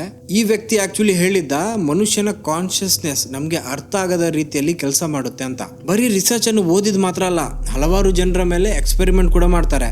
ಅದು ಮಾಮೂಲಿ ಜನರಾಗಿರ್ಲಿ ಅಥವಾ ಸೋಲ್ಜರ್ಸ್. ಇವರ ಐಡಿಯಾ ಏನಾಗಿತ್ತಂದ್ರೆ, ಇವರಿಗೆ ಒಬ್ಬ ವ್ಯಕ್ತಿ ಅಮೆರಿಕದ ಒಂದು ಕೋಣೆಯಲ್ಲಿ ಲ್ಯಾಬ್ ಅಲ್ಲಿ ಕೂತು ರಷ್ಯಾದಲ್ಲಿ ಇರಲಿ ಅಥವಾ ಚೈನಾದಲ್ಲಿ ಇರಲಿ ಅಥವಾ ಭಾರತದಲ್ಲಿ ಯಾವುದೇ ಸೀಕ್ರೆಟ್ ಫೆಸಿಲಿಟಿಯಲ್ಲಿ ಏನ್ ನಡೀತದೆ ಅಂತ ಬರೀ ಇಲ್ಲಿ ಕಣ್ಣು ಮುಚ್ಚಿ ನೋಡ್ಬೇಕು. ಅದು ಮಾಡೋದಕ್ಕೆ ಸಾಧ್ಯ ಇದೆಯಾ ಇಲ್ವಾ ಅಂತ. ಈಗ ನಂತರ ಈ ರಿಸರ್ಚ್ ಅಲ್ಲಿ ಏನು ಆಯ್ತು ಅಂತ ನಮ್ಗೆ ಗೊತ್ತಿಲ್ಲ. ಇದು ಸಕ್ಸಸ್ಫುಲ್ ಆಯ್ತಾ, ಇದು ಫೇಲ್ ಆಯ್ತಾ? ಆದ್ರೆ ಮುಂದಿನ ದಿನದಲ್ಲಿ ಏನಾಗುತ್ತಂದ್ರೆ, ಈ ಎಕ್ಸ್ಪೆರಿಮೆಂಟ್ ಅನ್ನು ಸಡನ್ಲಿ ನಿಲ್ಲಿಸಲಾಗುತ್ತೆ. ಇದು ಆ ಟೈಮಲ್ಲಿ ನಡೆದಿದ್ದು, ಆದ್ರೆ ಹಲವಾರು ವರ್ಷದವರೆಗೆ ಜನರಿಗೆ ಗೊತ್ತೇ ಇರಲಿಲ್ಲ USA ಇಂತಹದ್ದೊಂದು ಎಕ್ಸ್ಪೆರಿಮೆಂಟ್ ಅನ್ನು ಮಾಡಿತ್ತು ಅಂತ. ಇದು ಬರೀ USA ಮಾತ್ರ ಅಲ್ಲ, ರಷ್ಯಾ ಕೂಡ ಮಾಡಿದೆ. ಅವರದ್ದು ಕೂಡ ಒಂದು ಸಪರೇಟ್ ಎಕ್ಸ್ಪೆರಿಮೆಂಟ್ ನಡೆದಿತ್ತು. ಬೈ ದ ವೇ, ಇದರ ಬಗ್ಗೆ ಗೊತ್ತಾಗಿದ್ದು 2003ರಲ್ಲಿ. CIA ಏನ್ ಮಾಡಿತ್ತು ಅಂದ್ರೆ, ಕೆಲವು ಕ್ಲಾಸಿಫೈಡ್ ಡಾಕ್ಯುಮೆಂಟ್ಸ್ ಗಳನ್ನು ಜನರ ಮುಂದೆ ರಿಲೀಸ್ ಮಾಡುತ್ತೆ. ಇಂತಹ ಸಾವಿರಾರು ಡಾಕ್ಯುಮೆಂಟ್ ಗಳ ನಡುವೆ ಒಂದು ಡಾಕ್ಯುಮೆಂಟ್ ಆಗಿತ್ತು ಇದು. ಈ ಡಾಕ್ಯುಮೆಂಟ್ ಯಾವಾಗ ರಿಲೀಸ್ ಆಯ್ತೋ, ಇದನ್ನು ಓದಿದ ಜನರು ಶಾಕ್ ಆಗ್ತಾರೆ. ಬರೀ ಅಷ್ಟೇ ಅಲ್ಲ, ಜನರು ಒಂದು ಸ್ಟ್ರೇಂಜ್ ವಿಷಯ ನೋಟಿಸ್ ಮಾಡ್ತಾರೆ. ಈ 80 ಪೇಜಿನ ಡಾಕ್ಯುಮೆಂಟ್ ಅಲ್ಲಿ 25ನೇ ಪೇಜ್ ಮಿಸ್ಸಿಂಗ್ ಆಗಿದೆ. ಅಂಡ್ ಇದು ಗೊತ್ತಾಗ್ತಾ ಇದ್ದಾಗೆ ಕಾನ್ಸ್ಪಿರಸಿ ಥಿಯರಿ ಇಡೀ ಜಗತ್ತಿನಲ್ಲಿ ಸ್ಪ್ರೆಡ್ ಆಗುತ್ತೆ. ಈ ಡಾಕ್ಯುಮೆಂಟ್ ಅಲ್ಲಿ ಏನ್ ಬರ್ದಿತ್ತು ನೋಡಿ, ನಮ್ಮ ಮೆದುಳಿನ ಒಂದು ವೇವ್ ಇದೆ, ಅದನ್ನು ಯೂನಿವರ್ಸ್ ನ ಜೊತೆ ಸಿಂಕ್ರೊನೈಸ್ ಮಾಡೋ ಬಗ್ಗೆ ಬರ್ದಿತ್ತು. ನಮ್ಮ ಕಾನ್ಶಿಯಸ್ನೆಸ್ ನಮ್ಮ ಬಾಡಿಯಿಂದ ಪಾಸಿಬಲಿ ಸಪರೇಟ್ ಆಗಿ ಕೆಲಸ ಮಾಡುವ ವಿಷಯದ ಬಗ್ಗೆ ಬರ್ದಿತ್ತು. ಅಷ್ಟೇ ಅಲ್ಲ, ನಮ್ಮ ಇಡೀ ಯೂನಿವರ್ಸ್ ನ ಒಂದು ಹಾಲೋಗ್ರಾಫಿಕ್ ಮಾಡೆಲ್ ನ ಬಗ್ಗೆನೂ ಬರ್ದಿತ್ತು. ಅಂದ್ರೆ ನಮ್ಮ ಇಡೀ ಯೂನಿವರ್ಸ್ ಏನಿದೆ, ಇದು ನಿಜ ಅಲ್ಲ, ಇದೊಂದು ಭ್ರಮೆ. ಇದೆಲ್ಲ ಒಂದು ಮ್ಯಾಟ್ರಿಕ್ಸ್ ಅನ್ನೋ ವಿಷಯದ ಬಗ್ಗೆ. ಅಷ್ಟೇ ಅಲ್ಲ, ಬೇರೆ ಬೇರೆ ರೀತಿಯ ಫೋಕಸ್ ನ ಸ್ಟೇಜ್ ನ ವಿಷಯದ ಬಗ್ಗೆ ಬರ್ದಿತ್ತು. ಔಟ್ ಆಫ್ ಬಾಡಿ ಎಕ್ಸ್ಪೀರಿಯನ್ಸ್ ಬಗ್ಗೆನೂ ಬರ್ದಿತ್ತು. ಇದೆಲ್ಲ by the way as a proof ಬರ್ದಿದ್ದಲ್ಲ, ಆಸ್ ಎ ಕಾನ್ಸೆಪ್ಟ್ ಬರ್ದಿದ್ದು. ಆದ್ರೆ ಈ ರಿಪೋರ್ಟ್ ಅನ್ನೆಲ್ಲ ನೋಡಿದ ಜನರು ಇದನ್ನು ಇಲ್ಲೇ ಬಿಡ್ಲಿಲ್ಲ. ಕೆಲವು ಕಾನ್ಸ್ಪಿರಸಿ ಥಿಯರಿಗಳು ಬಂತು. ಇದರಲ್ಲೇ ಒಂದಾಗಿದೆ ಹಾಲೋಗ್ರಾಫಿಕ್ ಮ್ಯಾಟ್ರಿಕ್ಸ್. ಈ ಥಿಯರಿ ಪ್ರಕಾರ, ಆಸ್ ಎ ಸೆಡ್, ನಮ್ಮ ಜಗತ್ತು ಒಂದು ಭ್ರಮೆ ಆಗಿದೆ. ಜನರು ಹೇಳ್ತಾರೆ, CIA ಆಕ್ಚುಲಿ ಪ್ರೂಫ್ ಮಾಡಿತ್ತು, ನಮ್ಮ ಮೆದುಳು ಬರೀ ಒಂದು ಬಯಾಲಜಿಕಲ್ ರಿಸೀವರ್ ಆಗಿದೆ, ಬರೀ ಸಿಗ್ನಲ್ ಗಳನ್ನು ರಿಸೀವ್ ಮಾಡುತ್ತೆ ಅಂತ. ಇನ್ನೊಂದು ಥಿಯರಿ ಪ್ರಕಾರ ಗವರ್ಮೆಂಟ್ ಈ ಪ್ರೋಗ್ರಾಮ್ ಅಲ್ಲಿ ಸಕ್ಸಸ್ಫುಲ್ ಆಯ್ತು. ಅವರು ಕೆಲವು ಜನರನ್ನು ಟ್ರೈನ್ ಮಾಡಿ ಬರೀ ತಮ್ಮ ಕಾನ್ಶಿಯಸ್ನೆಸ್ ನಿಂದಾನೇ ಬೇರೆ ಬೇರೆ ದೇಶದ ಮೇಲೆ ಕಣ್ಣಿಡ್ತಾ ಇದ್ದಾರೆ ಅಂತ. ಇನ್ನೊಂದು ಥಿಯರಿ ಬಂತು ಲಾಸ್ ಆಫ್ ಅಟ್ರಾಕ್ಷನ್ ನ ಮೇಲೆ. ಅಂದ್ರೆ ನಮ್ಗೆ ಏನಾದ್ರು ಬೇಕಿದ್ರೆ ಅದನ್ನು ಬರೀ ನಾವು ಮೆದುಳಿನ ಫ್ರೀಕ್ವೆನ್ಸಿಯನ್ನು ಯೂಸ್ ಮಾಡಿ ಪಡೆದುಕೊಳ್ಬಹುದು. ಹಣ, ಸಿರಿವಂತಿಗೆ, ಸಕ್ಸೆಸ್, ನಿಮ್ಗೆ ಏನು ಬೇಕು ಅದು. ಅಂಡ್ ಒಂದು ಫನ್ ಫ್ಯಾಕ್ಟ್ ಗೊತ್ತಾ ನಿಮ್ಗೆ, ಇದು ಆಕ್ಚುಲಿ ಸೈಂಟಿಫಿಕಲಿ ಪ್ರೂವನ್ ಆಗಿದೆ, ನೀವು ಆಕ್ಚುಲಿ ಮಾಡಬಹುದು. ಇದೆಲ್ಲಕ್ಕಿಂತ ಕ್ರೇಜಿ ಏನು ಅಂದ್ರೆ ಆ ಮಿಸ್ಸಿಂಗ್ ಆಗಿರುವ 25ನೇ ಪೇಜ್. ಜನರ ಪ್ರಕಾರ ಆ ಪೇಜ್ ಅಲ್ಲಿ ಇದನ್ನೆಲ್ಲ ಹೇಗೆ ಮಾಡಬಹುದು ಅಂತ ಬರ್ದಿತ್ತು ಅಂತಾರೆ. ಅಂಡ್ CIA ಜನರ ಕೈಗೆ ಈ ವಿಷಯ ಸಿಗಬಾರ್ದು ಅಂತ 25ನೇ ಪೇಜ್ ಇದು ಇಂಪಾರ್ಟೆಂಟ್ ಆಗಿದ್ರಿಂದ ಅದನ್ನು ಅಲ್ಲಿಂದ ಡಿಲೀಟ್ ಮಾಡಿತ್ತು ಅಂತಾರೆ. ಸೊ ನಾವು ಕಾನ್ಸ್ಪಿರಸಿ ಥಿಯರಿನೆಲ್ಲ ಸೈಡ್ ಅಲ್ಲಿ ಇಡುವ, ನಾವು ಫ್ಯಾಕ್ಟ್ ನ ವಿಷಯ ಮಾತಾಡುವ. ಮೊನ್ರೋ ಹತ್ರ ಏನಾದ್ರೂ ಒಂದು ಇತ್ತು, ಇಲ್ದಿದ್ರೆ USA ಗೌರ್ಮೆಂಟ್ ಇಷ್ಟು ಹಣ ಇಷ್ಟು ಟೈಮ್ ಅನ್ನು ಸ್ಪೆಂಡ್ ಮಾಡ್ತಾನೆ ಇರಲಿಲ್ಲ. ಮತ್ತೊಂದು ವಿಷಯ ಏನಂದ್ರೆ ಈ meditation, out of body experience ಇದೆಲ್ಲ ನಮ್ಮ ಭಾರತೀಯರಿಗೆ ಹೊಸ ವಿಷಯ ಅಲ್ಲ. ನಮ್ಮ ಋಷಿ ಮುನಿಗಳು ಇದನ್ನು ಸಾವಿರಾರು ವರ್ಷದಿಂದ ಮಾಡ್ತಾನೆ ಇದ್ದಾರೆ ಅಂಡ್ ನಮ್ಗೆ ಗೊತ್ತಿದೆ. ಸೊ ನಿಮ್ಗೆ ಏನ್ ಅನ್ಸುತ್ತೆ, ಈ ಕಾನ್ಶಿಯಸ್ನೆಸ್ ಏನಾಗಿರ್ಬೇಕು, ಈ ರಿಯಾಲಿಟಿ ಏನಾಗಿರ್ಬೇಕು? ಯಾಕಂದ್ರೆ ನೀವು ಜಗತ್ತಿನ ಯಾವುದೇ ಧರ್ಮವನ್ನು ಎತ್ತಿ ನೋಡಿ, ಆಲ್ಮೋಸ್ಟ್ ಎಲ್ಲಾ ಧರ್ಮ ಒಂದು ವಿಷಯ ಹೇಳುತ್ತೆ, ಈಗ ನಾವು ಇರುವ ಈ ಜಗತ್ತು ಇದೊಂದು ಇಲ್ಯೂಷನ್ ಅಂತ. ಇಲ್ಯೂಷನ್ ಅಂದರೆ ಒಂದು ಭ್ರಮೆ, ಇದು ಸುಳ್ಳು. So what do you think? ನೀವು ನಿಮ್ಮ ಒಪಿನಿಯನ್ ಅನ್ನು ಕಮೆಂಟಲ್ಲಿ ಹೇಳಿ. ನಾವು moving on to my next story.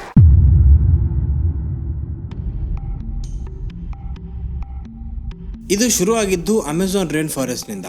ಸಾವಿರಾರು ವರ್ಷದಿಂದ ಅಲ್ಲಿರುವ ಸ್ಥಳೀಯ ಸಮುದಾಯಗಳು, ಕಾಡು ಮನುಷ್ಯರು ಒಂದು ಡ್ರಿಂಕ್ ಅನ್ನು ತಯಾರು ಮಾಡ್ತಾ ಬಂದಿದ್ದಾರೆ.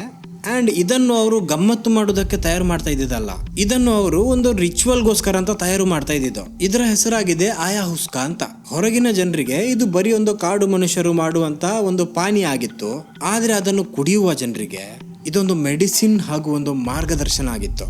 ಸ್ಥಳೀಯರ ಪ್ರಕಾರ ಈ ಪಾನೀಯ ಅವರನ್ನು ಆತ್ಮಗಳು, ಪೂರ್ವಜರು ಹಾಗೂ ಅಘೋರ ಶಕ್ತಿಗಳ ಜೊತೆ ಮಾತನಾಡೋದಕ್ಕೆ ಹೆಲ್ಪ್ ಮಾಡುತ್ತೆ. ಈ ಪಾನೀಯ ಒಂದು ಟ್ರೆಡಿಷನ್ ಹಾಗೂ ಒಂದು ರಿಚುವಲ್ ನ ಭಾಗ ಆಗಿತ್ತು. ಇದನ್ನು ಕುಡಿಬೇಕಾದ್ರೆ ನೀವು ಅದಕ್ಕಿಂತ ಮೊದಲು ಹಲವಾರು ಕಾರ್ಯಗಳನ್ನೆಲ್ಲ ಮಾಡಬೇಕು, ಅದು ಮಾಡಿದ ನಂತರ ಕುಡಿಯೋದಕ್ಕೆ. ಬೈ ದ ವೇ, ಈ ಡ್ರಿಂಕ್ಸ್ ನ ವಿಷಯ ಹಲವಾರು ವರ್ಷದವರೆಗೆ ಬರೀ ಅಲ್ಲಿದ್ದ ಜನರಿಗೆ ಮಾತ್ರ ಗೊತ್ತಿದ್ದು. ಹೊರಗಿನ ಜನರು ಇದ್ರ ಬಗ್ಗೆ ತಲೆನೇ ಕೆಡಿಸ್ಕೊಳ್ತಾ ಇರಲಿಲ್ಲ. ಆದ್ರೆ ಒಂದಿನ ಏನಾಗುತ್ತಂದ್ರೆ ಸೈಂಟಿಸ್ಟ್ ಗಳಿಗೆ ಆಯಾಹುಸ್ಕದ ಆ ಒಂದು ಮೈನ್ ಕಂಪೌಂಡ್ ನ ಬಗ್ಗೆ ಗೊತ್ತಾಗುತ್ತೆ. ಅಂಡ್ ಆ ಕಂಪೌಂಡ್ ಆಗಿತ್ತು DMT. ಈ ವಿಷಯ ಗೊತ್ತಾಗ್ತಾ ಇದ್ದಾಗೆ ಈ DMT ಕಾಡು ಮನುಷ್ಯರ ಪಾನೀಯದಿಂದ ಹೊರಗೆ ಬಂದು ಲ್ಯಾಬೋರೇಟರಿವರೆಗೆ ಮುಟ್ಟಿತು. 1990ರ ದಶಕದಲ್ಲಿ ಯೂನಿವರ್ಸಿಟಿ ಆಫ್ ನ್ಯೂ ಮೆಕ್ಸಿಕೋ ಅಲ್ಲಿ ಡಾಕ್ಟರ್ ರಿಕ್ ಸ್ಟ್ರಾಸ್ಮನ್ ಅವರಿಗೆ DMT ಮೇಲೆ ರಿಸರ್ಚ್ ಮಾಡೋದಕ್ಕೆ ಪರ್ಮಿಷನ್ ಸಿಗುತ್ತೆ. ಈ ರಿಸರ್ಚ್ ನ ಗೋಲ್ ಆಗಿತ್ತು ಈ DMT ಮಾಲಿಕ್ಯೂಲ್ ಏನಿದೆ ಇದು ಮನುಷ್ಯನ ಮೆದುಳಿನ ಜೊತೆ ಯಾವ ತರ ಬಿಹೇವ್ ಮಾಡುತ್ತೆ ಅಂತ ಅರ್ಥ ಮಾಡೋದು. ಇಫೆಕ್ಟ್ ಮಾಡುತ್ತೆ ಅಂತ ಅರ್ಥ ಮಾಡೋದು. ಸೊ ಹೆಲ್ತಿ ಆಗಿರುವ ವಾಲಂಟಿಯರ್ಸ್ ಬರ್ತಾರೆ, ಡಾಕ್ಟರ್ ಅವರನ್ನು ಚೆಕ್ ಮಾಡ್ತಾರೆ, ಅವರ ಬ್ಲಡ್ ಪ್ರೆಷರ್, ಹಾರ್ಟ್ ಬೀಟ್, ಅವರ ಬ್ರೀತಿಂಗ್ ಇದೆಲ್ಲವನ್ನು ಮಾನಿಟರ್ ಮಾಡಲಾಗುತ್ತೆ. ಹಾಗೂ ಒಂದು ವೆಲ್ ಕಂಟ್ರೋಲ್ಡ್ ಎನ್ವೈರನ್ಮೆಂಟ್ ಅಲ್ಲಿ ಹಾಸ್ಪಿಟಲ್ ನ ಒಳಗೆ ಅವರಿಗೆ DMT ಇರುವಂತಹ ಇಂಜೆಕ್ಷನ್ ಅನ್ನು ಕೊಡಲಾಗುತ್ತೆ. ಇದು ಕೊಟ್ಟ ಕೆಲವೇ ಸೆಕೆಂಡ್ ಅಲ್ಲಿ ಅಲ್ಲಿರುವ ವಾಲಂಟಿಯರ್ಸ್ ಗಳ ವಾಸ್ತವನೇ ಮಾಯ ಆಗುತ್ತೆ. ಅವರನ್ನು ಆ ಹಾಸ್ಪಿಟಲ್ ನ ರೂಮ್ ನಿಂದ ಎತ್ತಿ ಹೊರಗೆಲ್ಲೋ ಎಸ್ದಾಗೆ. ಕೆಲವು ವಾಲಂಟಿಯರ್ಸ್ ಇದನ್ನು ಡಿಸ್ಕ್ರೈಬ್ ಮಾಡಿದ್ರು, ನನಗೆ ಒಂದು ಕ್ಯಾನ್ ಅನ್ನು ಒಳಗೆ ಹಾಕಿ ಒಮ್ಮೆನೆ ಶೂಟ್ ಮಾಡಿದಾಗೆ, ಅಥವಾ ರಾಕೆಟ್ ಅಲ್ಲಿ ಕೂತು ಲೈಟ್ ಸ್ಪೀಡ್ ಅಲ್ಲಿ ಟ್ರಾವೆಲ್ ಮಾಡಿದಾಗೆ. ಈ ತರ ಹೋದವ್ರ ಜೊತೆ ಏನಾಗ್ತಾ ಇತ್ತು ಅಂದ್ರೆ ಅವರು ಒಂದು ಜಾಗಕ್ಕೆ ಹೋಗಿ ಮುಟ್ತಾ ಇದ್ರು. ಹಾಗೂ ಅವರು ಮುಟ್ಟಿದ ಜಾಗ ಎಷ್ಟು ರಿಯಲ್ ಆಗಿತ್ತು ಅಂದ್ರೆ DMT ಟ್ರಿಪ್ ಎಂಡ್ ಆದ ನಂತರನು ಜನರು ಹೇಳ್ತಾ ಇದ್ರು, ನಾನು ರಿಯಾಲಿಟಿಯನ್ನು ನೋಡಿ ಬಂದೆ ಅಂತ. ನಾರ್ಮಲಿ ನಶೆಯಲ್ಲಿರುವಾಗ ಜನರಿಗೆ ಬ್ಲರ್ ಆಗಿ ಕಾಣಿಸುತ್ತೆ, ಒಂದು ಕನಸಿನಲ್ಲಿದ್ದಾಗ ಫೀಲ್ ಆಗುತ್ತೆ, ಅಥವಾ ತಲೆ ಸುತ್ತು ಬರುತ್ತೆ. ಆದ್ರೆ ಇಲ್ಲಿ ಅವರ ಕಣ್ಣಿನ ಮುಂದೆ ಕಂಡ ದೃಶ್ಯ ರಿಯಲ್ ಲೈಫ್ ಗಿಂತನೂ ಹೆಚ್ಚು ರಿಯಲ್ ಆಗಿತ್ತು. ಈ ತರ ಹಲವಾರು ವಾಲಂಟಿಯರ್ಸ್ ಅಲ್ಲಿ ಟೆಸ್ಟ್ ಮಾಡ್ತಾರೆ. ಅಂಡ್ ಎಲ್ಲರಲ್ಲಿ ಒಂದು ಪ್ಯಾಟರ್ನ್ ಅನ್ನು ನೋಡೋದಕ್ಕೆ ಸಿಗುತ್ತೆ. ಜನರು ಯಾವ ಜಾಗಕ್ಕೆ ಹೋಗಿ ಮುಟ್ಟಿದ್ರು ನೋಡಿ, ಅಲ್ಲಿ ಅವರು ಒಂದು ಜೀವಿಯನ್ನು ನೋಡಿದ್ರು, ಒಂದು ಬೀಯಿಂಗ್. ಇದು ತುಂಬಾ ಶಕ್ತಿ ಇದ್ದ, ತುಂಬಾ ಇಂಟೆಲಿಜೆಂಟ್ ಆಗಿರುವ ಬೀಯಿಂಗ್ ಆಗಿತ್ತು. ಅದಕ್ಕೆ ಅವರು ಬರೋ ಮೊದಲೇ ಗೊತ್ತಿತ್ತು ಈ ವ್ಯಕ್ತಿ ಬರ್ತಾ ಇದ್ದಾನೆ ಅಂತ. ಈ ಜೀವಿಗಳು ತುಂಬಾ ಅಡ್ವಾನ್ಸ್ ಆಗಿತ್ತು. ಅವರ ಇಡೀ ಲೋಕ ಒಂದು ಬಣ್ಣದಿಂದ ತುಂಬಿತ್ತು. ಕೆಲವು ಪ್ಯಾಟರ್ನ್ಸ್ ಗಳು ಪದೇ ಪದೇ ಕಾಣಿಸ್ತಾ ಇತ್ತು. ಜನರು ಒಂದು ಸೀಕ್ರೆಟ್ ಸುರಂಗದ ಥ್ರೂ ಹೋಗಿ ಸೀಕ್ರೆಟ್ ಡೋರ್ನ ಥ್ರೂ ಎಲ್ಲ ಹೋಗ್ತಾ ಇದ್ರು. ಕೆಲವು ವಾಲಂಟಿಯರ್ಸ್ ಪ್ರಕಾರ ಅವರು ಆ ಜಾಗಕ್ಕೆ ಹೋಗಿ ಮುಟ್ಟಿದ ತಕ್ಷಣ ಅವರಿಂದ ನಾನು ನನ್ನದು ಅನ್ನೋ ಏನು ಅಹಂಕಾರ ಇತ್ತು ನೋಡಿ, ಅದು ಹೊರಟೆ ಹೋಗಿತ್ತು. ಇದನ್ನು ಈಗೋ ಡಿಸೊಲ್ಯೂಷನ್ ಅಂತಾರೆ. ಈಗ ಅಲ್ಲಿಗೆ ಹೋದ ಜನರಿಗೆ ಏನು ಹೆದರಿಕೆ ಆಗಿರ್ಲಿಲ್ಲ, ಅವರಿಗೆ ತುಂಬಾ ಪೀಸ್ಫುಲ್ ಅನ್ಸಿತ್ತು. ಕೆಲವು ಜನರು ಬರೀ ಒಂದೇ ಟೈಮ್ DMT ಟ್ರಿಪ್ ಇಂದ ಹೊರಗೆ ಬಂದ ತಕ್ಷಣನೇ ಅವರ ಲೈಫ್ ಅಲ್ಲಿ ತುಂಬಾ ಚೇಂಜಸ್ ಬಂದಿತ್ತು. ಕೆಲವರಿಂದ ಸಾವಿನ ಭಯನೇ ಹೊರಟೋಗಿತ್ತು. ಇನ್ನು ಕೆಲವರು ತಮ್ಮ ಫ್ಯಾಮಿಲಿ, ಫ್ರೆಂಡ್ ಹಾಗೂ ರಿಲೇಶನ್ಶಿಪ್ ಗೆ ಹೆಚ್ಚು ಮಾನ್ಯತೆ ಕೊಡೋದಕ್ಕೆ ಶುರು ಮಾಡಿದ್ರು. ಕೆಲವರು ನಾಸ್ತಿಕರಿದ್ದವರು ಆಸ್ತಿಕರಾದ್ರು, ಕೆಲವರು ಆಸ್ತಿಕರಾಗಿದ್ದವರು ಸ್ಪಿರಿಚುವಲ್ ಆದ್ರು. ನೋಡಿ, ಈ ಟ್ರಿಪ್ ನಾರ್ಮಲಿ ಕೆಲವೇ ನಿಮಿಷದವರೆಗೆ ಮಾತ್ರ ಇರೋದು. ಆದ್ರೆ ಆ ಟ್ರಿಪ್ ಅಲ್ಲಿದ್ದ ಜನರಿಗೆ ಸಮಯದ ಅರಿವೇ ಇರಲಿಲ್ಲ. ಅವರಿಗೆ ಆ ಜಾಗದಲ್ಲಿ ದಿನವೇ ಕಳೆದಾಗೆ. ಕೆಲವು ಜನರ ಜೊತೆ ಏನಾಗ್ತಾ ಇತ್ತು ಅಂದರೆ ಅಲ್ಲಿದ್ದ ಬೀಯಿಂಗ್ಸ್, ಆ ಜೀವಿಗಳೇನಿರ್ತವೆ ನೋಡಿ, ಅದು ಅವರಿಗೆ ನೀವಿಲ್ಲಿಗೆ ಬರಬಾರ್ದಿತ್ತು ಅಂತ ವಾಪಸ್ ಕಳಿಸಿದ್ದು ಇದೆ. ಮತ್ತೆ ಕೆಲವರಿಗೆ ಬ್ಲಾಕ್ ಕೂಡ ಮಾಡಿದ್ದು ಇದೆ. ಅಂದರೆ ಆನಂತರ ಅವರು ಎಷ್ಟೇ DMT ತಗೊಳ್ಳಿ ಅವ್ರಿಗೆ ಆ ಜಾಗಕ್ಕೆ ಹೋಗೋದಕ್ಕಾಗೋದೇ ಇಲ್ಲ. ಈಗ ಈ ಟ್ರಿಪ್ನ ಒಂದು ವಿಷಯ ಎಲ್ಲರ ಗಮನ ಸೆಳೆಯಿತು. ಅದೇನಂದ್ರೆ, ಯಾಕೆ ಜನರು ಅಲ್ಲಿ ಒಂದು ಆ ಬೀಯಿಂಗ್, ಆ ಅಡ್ವಾನ್ಸ್ ಜೀವಿ ಏನಿದೆ ಅದನ್ನು ನೋಡ್ತಾ ಇದ್ದಾರೆ. ಅಂಡ್ ಆ ವ್ಯಕ್ತಿ ಯಾವುದೇ ದೇಶ, ಯಾವುದೇ ಧರ್ಮ ಅಥವಾ ಯಾವುದೇ ಮೂಲೆಯಿಂದ ಇರಲಿ, ಅವನ ಎಕ್ಸ್ಪೀರಿಯನ್ಸ್ ಸೇಮ್ ಯಾಕಾಗಿದೆ? ಈ DMT ಅನ್ನು ಜಗತ್ತಿನ ಬೇರೆ ಬೇರೆ ದೇಶದಲ್ಲಿ ಸೈಂಟಿಸ್ಟ್ ಅವರು ಸ್ಟಡಿ ಮಾಡ್ತಾ ಇದ್ದಾರೆ. ಅಂಡ್ ಸ್ಟಡಿ ಮಾಡ್ತಾ ಇರೋ ಕೆಲವು ಸೈಂಟಿಸ್ಟ್ಗಳ ಪ್ರಕಾರ ನಮ್ಮ ಮೆದುಳು ಹಲವಾರು ವಿಷಯವನ್ನು ಫಿಲ್ಟರ್ ಮಾಡಿ ನಮಗೆ ಸರ್ವೈವ್ ಆಗೋದಕ್ಕೆ ಎಷ್ಟು ನೋಡಬೇಕು ಅಷ್ಟನ್ನು ಮಾತ್ರ ತೋರಿಸುತ್ತೆ. ಇದಕ್ಕೊಂದು ಚಿಕ್ಕ ಎಕ್ಸಾಂಪಲ್ ಕೊಡ್ತೀನಿ ನೋಡಿ. ನಮ್ಮ ಮೂಗು ನಮ್ಮ ಎರಡು ಕಣ್ಣಿನ ನಡುವೆ ಯಾವಾಗಲೂ ಅಡ್ಡ ಇದ್ದೇ ಇದೆ. ಆದರೆ ನಮ್ಮ ಮೆದುಳು ಏನು ಮಾಡುತ್ತಂದ್ರೆ ಅದನ್ನು ಎಡಿಟ್ ಮಾಡಿ ನಮ್ಮ ಎದುರಿಂದ ತೆಗೆದು ಬಿಡುತ್ತೆ, ನಮಗೆ ಮೂಗು ಅಡ್ಡ ಬರಬಾರ್ದು ಅಂತ. ಇದೊಂದು ಚಿಕ್ಕ ಎಕ್ಸಾಂಪಲ್ ಕೊಟ್ಟಿದ್ದು ನಾನು, ನಮ್ಮ ಮೆದುಳು ಯಾವ ಥರ ಕೆಲಸ ಮಾಡುತ್ತೆ ಅಂತ. ಸೊ ಈ DMT ತಗೊಂಡಾಗ ಏನಾಗುತ್ತೆ ಅಂದರೆ, ನಮ್ಮ ಮೆದುಳು ಅದನ್ನೆಲ್ಲ ತೋರಿಸೋದಕ್ಕೆ ಶುರು ಮಾಡುತ್ತೆ, ಯಾವುದು ನಮ್ಮ ಮೆದುಳು ನಮ್ಮಿಂದ ಬಚ್ಚಿಡ್ತಾ ಇತ್ತು. ಇದು ನಾನು ಹೇಳ್ತಾ ಇರೋದಲ್ಲ, ಇದು ಕೆಲವು ಜನರು ಹಾಗೂ ಕೆಲವು ರಿಸರ್ಚರ್ಸ್ ಹೇಳ್ತಾ ಇರುವ ವಿಷಯ. ಈಗ ಸೈಂಟಿಫಿಕಲಿ ಇಲ್ಲಿ ಏನು ನಡೀತದೆ ಅಂತ ಒಮ್ಮೆ ನೋಡೋಣ. ಸೈಂಟಿಫಿಕಲ್ ಏನಂದ್ರೆ, DMT ತಗೊಂಡಾಗ ಮನುಷ್ಯನ ಮೆದುಳಿನಲ್ಲಿ ಕನೆಕ್ಟೆಡ್ ಆಗಿರುವ ಕೆಲವು ನೆಟ್ವರ್ಕ್ಸ್ ಲೈಕ್ ಗ್ರಹಿಕೆ, ನೆನಪು ಹಾಗೂ ಇಮ್ಯಾಜಿನೇಷನ್ ಅನ್ನು ಫಿಲ್ಟರ್ ಮಾಡುತ್ತೆ, ಸೆಲ್ಫ್ ಅವೇರ್ನೆಸ್ ಅನ್ನೇ ತೆಗೆದು ಹಾಕುತ್ತೆ. ಇದರಿಂದ ಜನರಿಗೆ ಆ ಥರ ಫೀಲ್ ಆಗ್ತಾ ಇರೋದು ಅಂತಾರೆ. ಇನ್ನೊಂದು ವಿಷಯ ಏನಂದ್ರೆ, ಅವರು DMT ತಗೊಂಡ ನಂತರ ಬ್ರೈನ್ ಸ್ಕ್ಯಾನ್ ಮಾಡಿದಾಗ ಬ್ರೈನ್ ಅಲ್ಲಿ ಆಗಿರೋ ಚೇಂಜಸ್ ಅನ್ನು ನೋಡಿದ್ರು. ನಂತರ ಜನರ ಜೊತೆ ಇಂಟರ್ವ್ಯೂ ಕೂಡ ಮಾಡಿದ್ರು.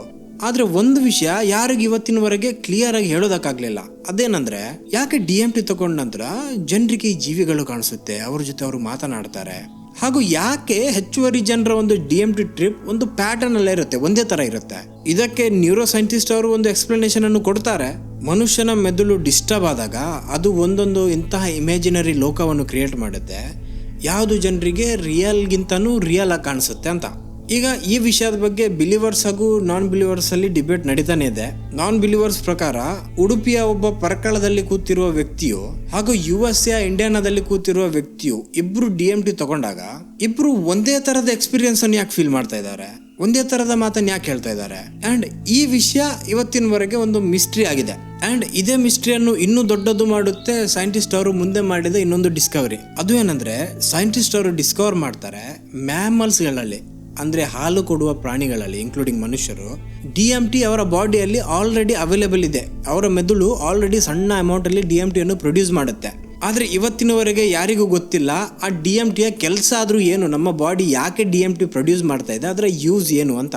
ಆಲ್ಸೋ ಇನ್ನೊಂದು ವಿಷಯ ಡಿಸ್ಕವರ್ ಮಾಡಲಾಗುತ್ತೆ, ಹಾರ್ಟ್ ಅಟ್ಯಾಕ್ ನಿಂದ ಇಲಿಗಳು ಸಾಯುವಾಗ ಅವುಗಳ ಮೆದುಳಿನಲ್ಲಿ ಹೆಚ್ಚು ಅಮೌಂಟ್ ಅಲ್ಲಿ DMT ರಿಲೀಸ್ ಆಗುತ್ತದೆ. ಇದು ಮನುಷ್ಯರ ಜೊತೆನೂ ಆಗುತ್ತಾ ಇಲ್ವಾ ಅನ್ನೋದು ಕನ್ಫರ್ಮ್ ಆಗಿಲ್ಲ. ಅಕಸ್ಮಾತ್ ಮನುಷ್ಯರಲ್ಲೂ ಅದೇ ತರ ಆಗುತ್ತೆ ಅಂತ ಕನ್ಫರ್ಮ್ ಆದ್ರೆ ನಮ್ಗೆ ನಿಯರ್ ಡೆತ್ ಎಕ್ಸ್ಪೀರಿಯನ್ಸ್ ಯಾಕೆ ಆಗ್ತಾ ಇದೆ ಅನ್ನೋದಕ್ಕೆ ಎಕ್ಸ್ಪ್ಲನೇಷನ್ ಸಿಗುತ್ತೆ. ಈಗ ಒಂದು ವಿಷಯ ನೋಟ್ ಮಾಡಿ, ಇದೆಲ್ಲ ಒಂದು ಸ್ಪೆಕ್ಯುಲೇಷನ್. ಇದು ಇವತ್ತಿನವರೆಗೆ ಪ್ರೂವ್ ಅಥವಾ ಡಿಸ್ಪ್ರೂವ್ ಆಗಿಲ್ಲ. ಆಲ್ಸೋ ನಮ್ಮ ಭಾರತದಲ್ಲಿ, ನಮ್ಮ ಕಲ್ಚರ್ ಅಲ್ಲಿ ಸೋಮರಸದ ವಿಷಯ ಮೆನ್ಷನ್ ಮಾಡಿದೆ. ಹೇಗೆ ಸೋಮರಸ ನಿಮ್ಗೆ ಸ್ಪಿರಿಚುವಲಿ ಹೆಲ್ಪ್ ಮಾಡುತ್ತೆ ಅಂತ. ಕೆಲವು ರಿಸರ್ಚರ್ಸ್ ಗಳ ಪ್ರಕಾರ ಮೇ ಬಿ ಸೋಮರಸದಲ್ಲಿ ಆಕ್ಟಿವ್ ಇಂಗ್ರೀಡಿಯೆಂಟ್ ಆಗಿ DMT ಇರೋದು ಅಂತ ಹೇಳ್ತಾರೆ. ಆದ್ರೆ ಯಾರಿಗೂ ಸೋಮರಸದ ರೆಸಿಪಿಯೇ ಗೊತ್ತಿಲ್ಲ. ಸೊ ಈ ಮಾತನ್ನು ಕನ್ಫರ್ಮ್ ಮಾಡೋದಕ್ಕಾಗೋದಿಲ್ಲ. ಸೊ ನಾನು ಅದನ್ನು ಇಲ್ಲೇ ಬಿಡ್ತಾ ಇದ್ದೀನಿ. ನೋಡಿ, ನಮ್ಗೆ ಒಂದು ವಿಷಯ ಗೊತ್ತಿದೆ, DMT ಜಗತ್ತಿನಲ್ಲಿ ಯಾರು ನೋಡಿರದ ವಸ್ತುಗಳನ್ನು ತೋರಿಸ್ತಾ ಇದೆ. ಇದು ಕೊಡುವ ಎಕ್ಸ್ಪೀರಿಯನ್ಸ್ ತುಂಬಾ ಯುನೀಕ್ ಎಕ್ಸ್ಪೀರಿಯನ್ಸ್ ಆಗಿದೆ. ಜನರು ಸಿನ್ಸಿಯರ್ ಆಗಿ ಹೇಳ್ತಾ ಇದ್ದಾರೆ, ನಾವು ನಿಜವಾಗ್ಲೂ ಈ ಇಂಟೆಲಿಜೆಂಟ್ ಜೀವಿಗಳ ಜೊತೆ ಮಾತನಾಡಿದ್ವಿ, ಇದರ ಎಕ್ಸ್ಪೀರಿಯನ್ಸ್ ಜನರ ಜೀವನವನ್ನು ಬದಲಿಸ್ತಾ ಇದೆ. ಆದ್ರೆ ಇದೆಲ್ಲ ಯಾಕೆ ಆಗ್ತಾ ಇದೆ ಅನ್ನೋದಕ್ಕೆ ನಮ್ಮ ಇವತ್ತಿನ ಇಷ್ಟು ಅಡ್ವಾನ್ಸ್ ಬ್ರೈನ್ ಸೈನ್ಸ್ ಅಲ್ಲೂ ಕನ್ವಿನ್ಸಿಂಗ್ ಉತ್ತರ ಅಂತ ಇಲ್ಲ. ಅಂಡ್ ಇದೇ ಕಾರಣದಿಂದ ಜನರು ಒಂದು ಪ್ರಶ್ನೆ ಕೇಳ್ತಾ ಇದ್ದಾರೆ, ಒಂದು ನ್ಯಾಚುರಲಿ ಗಿಡ ಮರದಲ್ಲಿ ಇರುವ ಒಂದು ಸಣ್ಣ ವಸ್ತು ನಮ್ಗೆ ನಮ್ಮ ರಿಯಾಲಿಟಿ ಮೇಲೇನೆ ಡೌಟ್ ಮಾಡಿಸ್ತಾ ಇದ್ರೆ, ಹಾಗಾದ್ರೆ ರಿಯಲ್ ಆದ್ರೂ ಏನು?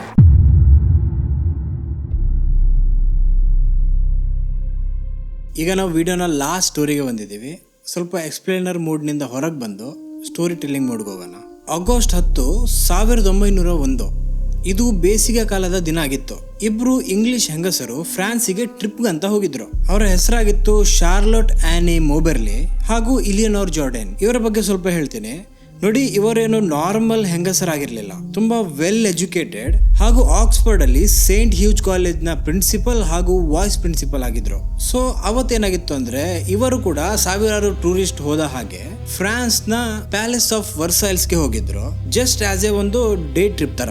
ಅಲ್ಲಿಗೆ ಹೋದವರು ಪ್ಯಾಲೇಸ್ ಅನ್ನು ಸ್ವಲ್ಪ ಹೊತ್ತಿನವರೆಗೆ ಎಕ್ಸ್ಪ್ಲೋರ್ ಮಾಡಿ ನಂತರ ಅಲ್ಲಿಂದ ಬೋರ್ ಆಗಿ ಹೊರಗಿನ ಪ್ಲೇಸಸ್ ಎಲ್ಲ ನೋಡೋಣ ಅಂತ ಗಾರ್ಡನ್ ಕಡೆಗೆ ಹೋಗ್ತಾರೆ. ಅವರು ಗಾರ್ಡನ್ ನ ಒಂದು ಬೇರೆ ಬದಿಯಲ್ಲಿರುವ ಪೆಟಿಟ್ ಟ್ರಿಯಾನ್ ಅನ್ನೋ ಹೆಸರಿನ ಸಣ್ಣ ಅರಮನೆ ನೋಡೋದಕ್ಕಂತ ಹೊರಟಿದ್ದು.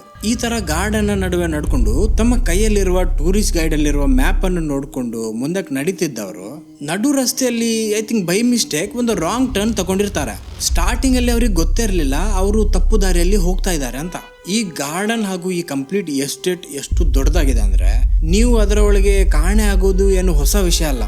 ಈ ತರ ಸ್ವಲ್ಪ ಹೊತ್ತು ನಡೆದವರಿಗೆ ರಿಯಲೈಸ್ ಆಗುತ್ತೆ ನಾವು ಇಷ್ಟರವರೆಗೆ ಪೆಟಿಟ್ ಟ್ರಿಯಾನ್ ರೀಚ್ ಆಗ್ಬೇಕಿತ್ತು, ಆದ್ರೆ ಇಲ್ಲಿ ಆ ಕಡೆ ಈ ಕಡೆ ನೋಡಿದ್ರೆ ಎಲ್ಲೂ ದೂರದವರೆಗೆ ಪೆಟಿಟ್ ಟ್ರಿಯಾನ್ ಕಾಣಿಸ್ತಾ ಇಲ್ಲ. ಅವ್ರು ಮ್ಯಾಪ್ ಅನ್ನು ಚೆಕ್ ಮಾಡ್ತಾರೆ, ದಾರಿ ಸರಿಯಾಗಿ ಗೊತ್ತಾಗ್ತಾ ಇರಲಿಲ್ಲ. ಸೊ ಅವ್ರೇನ್ ಮಾಡ್ತಾರೆ, ಹೋದ ದಾರಿಯಲ್ಲೇ ಇನ್ನೂ ಸ್ವಲ್ಪ ದೂರ ಅಂತ ನಡ್ಕೊಂಡು ಹೋಗ್ತಾರೆ. ಈ ತರ ನಡ್ಕೊಂಡು ಹೋಗ್ತಾ ಇದ್ದಾಗೆ ಅವರಿಗೆ ಗಾಳಿಯಲ್ಲಿ ಸಡನ್ಲಿ ಏನೋ ಒಂದು ಚೇಂಜಸ್ ಆದ ಹಾಗೆ ಫೀಲ್ ಆಗುತ್ತೆ. ಅಂದ್ರೆ ಗಾಳಿ ಚಲಿಸೋದೇ ನಿಂತು ಹೋದಾಗೆ, ಮರಗಳು ಅಲುಗಾಡ್ತಾ ಇರ್ಲಿಲ್ಲ, ಏನೋ ಒಂದು ಹೆವಿನೆಸ್ ಅವರನ್ನು ಆವರಿಸಿಕೊಂಡಿತ್ತು ಹಾಗೂ ಏನೋ ಒಂದು ಭಯ ಹಾಗೂ ಡಿಪ್ರೆಷನ್ ತರ ಅವರ ಮನಸ್ಸಿನಲ್ಲಿ ಫೀಲ್ ಆಗೋದಕ್ಕೆ ಶುರು ಆಗಿತ್ತು. ಆದ್ರೆ ಈ ವಿಷಯದ ಬಗ್ಗೆ ಅಲ್ಲಿದ್ದ ಹೆಂಗಸರು ಒಬ್ರು ಇನ್ನೊಬ್ಬರ ಹತ್ರ ಮಾತಾಡಿರ್ಲಿಲ್ಲ. ಈ ತರ ಅವರು ಮುಂದೆ ನಡ್ಕೊಂಡು ಹೋಗ್ತಾರೆ. ಇದೇ ಹೊತ್ತಲ್ಲಿ ಅವರಿಗೆ ಅಲ್ಲೇ ಸ್ವಲ್ಪ ದೂರದಲ್ಲಿ ನಿಂತಿರುವ 2 ಗಂಡಸರು ಕಾಣ್ತಾರೆ. ಇವರಿಬ್ರು ಗ್ರೀನ್ ಕಲರ್ ನ ಒಂದು ಲಾಂಗ್ ಕೋಟ್ ಹಾಕಿದ್ರು, ನೋಡೋದಕ್ಕಿದು ಹಳೆ ಕಾಲದ ಬಟ್ಟೆ ತರ ಇತ್ತು. ಅವರನ್ನು ನೋಡಿದ ಶಾರ್ಲೆಟ್ ಅವ್ರು ಅನ್ಕೋತಾರೆ, ಫೈನಲಿ ನಮ್ಗೆ ಒಬ್ಬಾದ್ರೂ ವ್ಯಕ್ತಿ ಕಂಡ, ಇವರ ಹತ್ರ ಹೋಗಿ ಡೈರೆಕ್ಷನ್ ಕೇಳೋಣ ಅಂತ ಅವ್ರ ಹತ್ರ ಕೇಳ್ತಾರೆ, ಪೆಟಿಟ್ ಟ್ರಿಯಾನ್ಗೆ ಯಾವ ಕಡೆಯಿಂದ ಹೋಗೋದು ಅಂತ. ಅಲ್ಲಿದ್ದ ಗಂಡಸರು ಬಾಯಿ ತೆರೆದೇನು ಮಾತಾಡೋದಿಲ್ಲ, ಬೆರಳನ್ನು ಎತ್ತಿ ಪಾಯಿಂಟ್ ಮಾಡ್ತಾರೆ ಆ ಡೈರೆಕ್ಷನ್ ಕಡೆಗೆ ಹೋಗಿ ಅಂತ. ಇದನ್ನು ನೋಡಿದ ತಕ್ಷಣ ಅವರು ಥ್ಯಾಂಕ್ ಯು ಅಂತ ಹೇಳಿ ಮುಂದೆ ನಡೆಯೋದಕ್ಕೆ ಶುರು ಮಾಡ್ತಾರೆ. ಈ ತರ ಮುಂದೆ ನಡೀತಾ ಇದ್ದಾಗ ಅವರಿಗೆ ಆ ಫೀಲ್ ಮತ್ತೆ ಹೆಚ್ಚಾಗೋದಕ್ಕೆ ಶುರು ಆಗುತ್ತೆ, ಏನೋ ಒಂದು ತಪ್ಪು ಇದೆ ಅಂದಾಗೆ. ಯಾಕಂದ್ರೆ ಅಲ್ಲಿ ತುಂಬಾ ಸೈಲೆನ್ಸ್ ಇತ್ತು, ಈವನ್ ಹಕ್ಕಿಗಳ ಸದ್ದು ಕೂಡ ಇರಲಿಲ್ಲ. ಅವರಿದ್ದ ಪ್ಲೇಸ್ ಅವರಿಗೆ ನ್ಯಾಚುರಲ್ ಕೂಡ ಅನಿಸ್ತಾ ಇರಲಿಲ್ಲ, ಯಾಕಂದ್ರೆ ಸೂರ್ಯನ ಬೆಳಕು ಕೂಡ ನ್ಯಾಚುರಲ್ ಆಗಿರ್ಲಿಲ್ಲ. ಅಲ್ಲಿದ್ದ ಬಣ್ಣಗಳೆಲ್ಲ ತುಂಬಾ ಡಲ್ ಆಗಿ ಕಾಣಿಸ್ತಾ ಇತ್ತು. ಈ ತರ ಅವರು ಇನ್ನೂ ಸ್ವಲ್ಪ ಮುಂದೆ ನಡೆದಾಗ ಅವರಿಗೆ ಒಂದು ದೂರದಿಂದ ಕಾಟೇಜ್ ತರ ಕಾಣಿಸುತ್ತೆ. ಅದರ ಹೊರಗೆ ಒಂದು ಹೆಂಗಸು ಹಾಗೂ ಒಂದು ಹುಡುಗಿ ನಿಂತಿದ್ರು. ಇವರು ಕೂಡ ಲಾಂಗ್ ಡ್ರೆಸ್ ಹಾಕಿದ್ರು ಹಾಗೂ ಒಂದು ಓಲ್ಡ್ ಫ್ಯಾಷನ್ ನ ಬಿಳಿ ಕರ್ಚೀಪ್ ಅನ್ನು ತಮ್ಮ ಹೆಗಲಿನ ಮೇಲೆ ಹಾಕಿದ್ರು. ಅವರನ್ನು ನೋಡಿದ್ರೇನೆ ಅವರಿಗೆ ನಾರ್ಮಲ್ ಆಗಿ ಕಾಣಿಸ್ತಾ ಇರಲಿಲ್ಲ, ಅವರೊಂದು ನಾಟಕದ ಒಳಗಿದ್ದ ಕಾಣಿಸ್ತಾ ಇತ್ತು. ನಾಟಕಗಳಲ್ಲಿ ಯಾವ ತರ ರಾಜ ರಾಣಿ ಹಾಗೂ ಪ್ರಜೆಗಳ ಬಟ್ಟೆಯನ್ನು ಹಾಕ್ತಾರೆ ನೋಡಿ, ಅಂತಹ ಬಟ್ಟೆ ಅವ್ರು ಹಾಕಿದ್ದಿತ್ತು. ಸೊ ಇವರಿಬ್ರು ಹೆಂಗಸರು ನಡ್ಕೊಂಡು ಅವರು ಎದುರಿಂದಾನೆ ಪಾಸ್ ಆಗ್ತಾರೆ. ಆದ್ರೆ ಅವರಿಬ್ಬರು ಇವರ ಕಡೆ ಗಮನನೇ ಹರಿಸಿರೋದಿಲ್ಲ, ಇವರಿಬ್ರು ಎಕ್ಸಿಸ್ಟೇ ಆಗೋದಿಲ್ಲ ಅಂದಾಗೆ. ಇದು ತುಂಬಾ ಸ್ಟ್ರೇಂಜ್ ಆಗಿತ್ತು. ಇದನ್ನು ಇಗ್ನೋರ್ ಮಾಡಿ ಇನ್ನೂ ಸ್ವಲ್ಪ ಮುಂದಕ್ಕೆ ನಡ್ಕೊಂಡು ಹೋದಾಗ ಅವರಿಗೆ ಎದುರಲ್ಲಿ ಒಂದು ಮಂಟಪ ತರ ಕಂಡಿತ್ತು. ಆ ಮಂಟಪದ ಹತ್ರ ಒಬ್ಬ ವ್ಯಕ್ತಿ ಕೂತಿದ್ದ. ಅವನು ಡಾರ್ಕ್ ಬಣ್ಣದ ಬಟ್ಟೆ ಹಾಕಿದ್ದ ಹಾಗೂ ಒಂದು ವೈಡ್ ಬ್ರಿಮ್ ಇರುವ ಹ್ಯಾಟ್ ಕೂಡ ಹಾಕಿದ್ದ. ಆ ವ್ಯಕ್ತಿ ಫಸ್ಟ್ ಆ ಕಡೆ ಮುಖ ಮಾಡಿ ಕೂತಿದ್ದ. ಇವರು ನಡ್ಕೊಂಡು ಹೋಗ್ತಾ ಇರುವಾಗ ಆ ವ್ಯಕ್ತಿ ತಲೆ ತಿರುಗಿಸಿ ಇವರ ಕಡೆಗೆ ನೋಡ್ತಾನೆ. ಅಂಡ್ ಅವನನ್ನು ನೋಡಿದ ಹೆಂಗಸರು ತುಂಬಾ ಹೆದರ್ಕೋತಾರೆ, ಯಾಕಂದ್ರೆ ಅವನ ಮುಖದಲ್ಲಿ ಫುಲ್ ಕಲೆಗಳಿತ್ತು ಹಾಗೂ ಸ್ವಲ್ಪ ಕಟ್ಸ್ ಗಳಿತ್ತು. ಅವನ ಮುಖದಲ್ಲಿ ಎಕ್ಸ್ಪ್ರೆಷನ್ ಅನ್ನೋದೇ ಇರ್ಲಿಲ್ಲ ನೋಡಿ. ಅವನು ಸಿಟ್ಟಿನಲ್ಲಿರ್ಲಿಲ್ಲ, ಖುಷಿಯಲ್ಲೂ ಇರ್ಲಿಲ್ಲ, ಸರ್ಪ್ರೈಸ್ ಕೂಡ ಆಗಿರ್ಲಿಲ್ಲ. ಅವನೊಂಥರ ಕೋಲ್ಡ್ ತಣ್ಣಗಿದ್ದಾಗೆ. ಅವನನ್ನು ನೋಡಿದ ತಕ್ಷಣ ಇವರಿಬ್ರು ತುಂಬಾ ಅಸ್ವಸ್ಥ ಫೀಲ್ ಮಾಡ್ತಾರೆ. ನಂತರ ಈ ಇನ್ಸಿಡೆಂಟ್ ಬಗ್ಗೆ ಇಲ್ಲಿನವರು ಒಂದು ವಿಷಯನೂ ಹೇಳಿದ್ರು, ಅದೇನಂದ್ರೆ ಆ ಮೂಮೆಂಟ್ ಅಲ್ಲಿ ಅವರಿಗೆ ಅಲ್ಲಿ ಏನು ನಡೀತಾ ಇದೆ ನೋಡಿ, ಅದು ಒಂದು ಕನಸಿನ ತರ ಇತ್ತು. ಅವರ ಅಕ್ಕಪಕ್ಕದಲ್ಲಿರುವ ಜಾಗದಲ್ಲಿ ಏನೆಲ್ಲ ನಡೀತಾ ಇದೆ ನೋಡಿ, ಅದೆಲ್ಲ ರಿಯಲ್ ಆಗಿ ನಡೀತಾ ಇದೆ, ಆದ್ರೆ ಅದು ಕನಸಿನಲ್ಲಿ ನಡೆದಾಗೆ ಫೀಲ್ ಆಗ್ತಾ ಇತ್ತು. ಈಗ ಅಲ್ಲಿ ಹೆದರಿ ನಿಂತಿರುವ ಹೆಂಗಸರಿಗೆ ಅಲ್ಲಿಂದ ಮುಂದಕ್ಕೆ ನಡ್ಕೊಂಡು ಹೋಗೋದಕ್ಕೆ ಮನಸ್ಸೇ ಇರಲಿಲ್ಲ. ಅವ್ರು ತುಂಬಾ ಅನ್ಕಂಫರ್ಟಬಲ್ ಫೀಲ್ ಮಾಡ್ತಾ ಇದ್ರು. ಅದೇ ಹೊತ್ತಲ್ಲಿ ಅವರ ಹಿಂದಿಂದ ಯಾರೋ ಓಡ್ಕೊಂಡು ಬರ್ತಾ ಇರುವ ಫುಟ್ ಸ್ಟೆಪ್ ನ ಸೌಂಡ್ ಕೇಳಿಸುತ್ತೆ. ಮೇಡಮ್ ಮೇಡಮ್ ಅನ್ಕೊಂಡು ಅವರು ಅವಾಗ್ಲೇ ಹಿಂದೆ ತಿರುಗಿ ನೋಡ್ತಾರೆ. ಅಂಡ್ ಅವರ ಎದುರು ಒಬ್ಬ ಯಂಗ್ ಹುಡುಗ ನಿಂತಿದ್ದ. ಅವನು ಕೂಡ ಹೆಚ್ಚೇನು ಮಾತನಾಡೋದಿಲ್ಲ, ಅವನು ಬರೀ ಬೆರಳನ್ನೆತ್ತಿ ಆ ಕಡೆ ಇರುವ ಒಂದು ದಾರಿ ಕಡೆಗೆ ಪಾಯಿಂಟ್ ಮಾಡ್ತಾನೆ, ಆ ಕಡೆ ಹೋಗಿ ಅಂತ.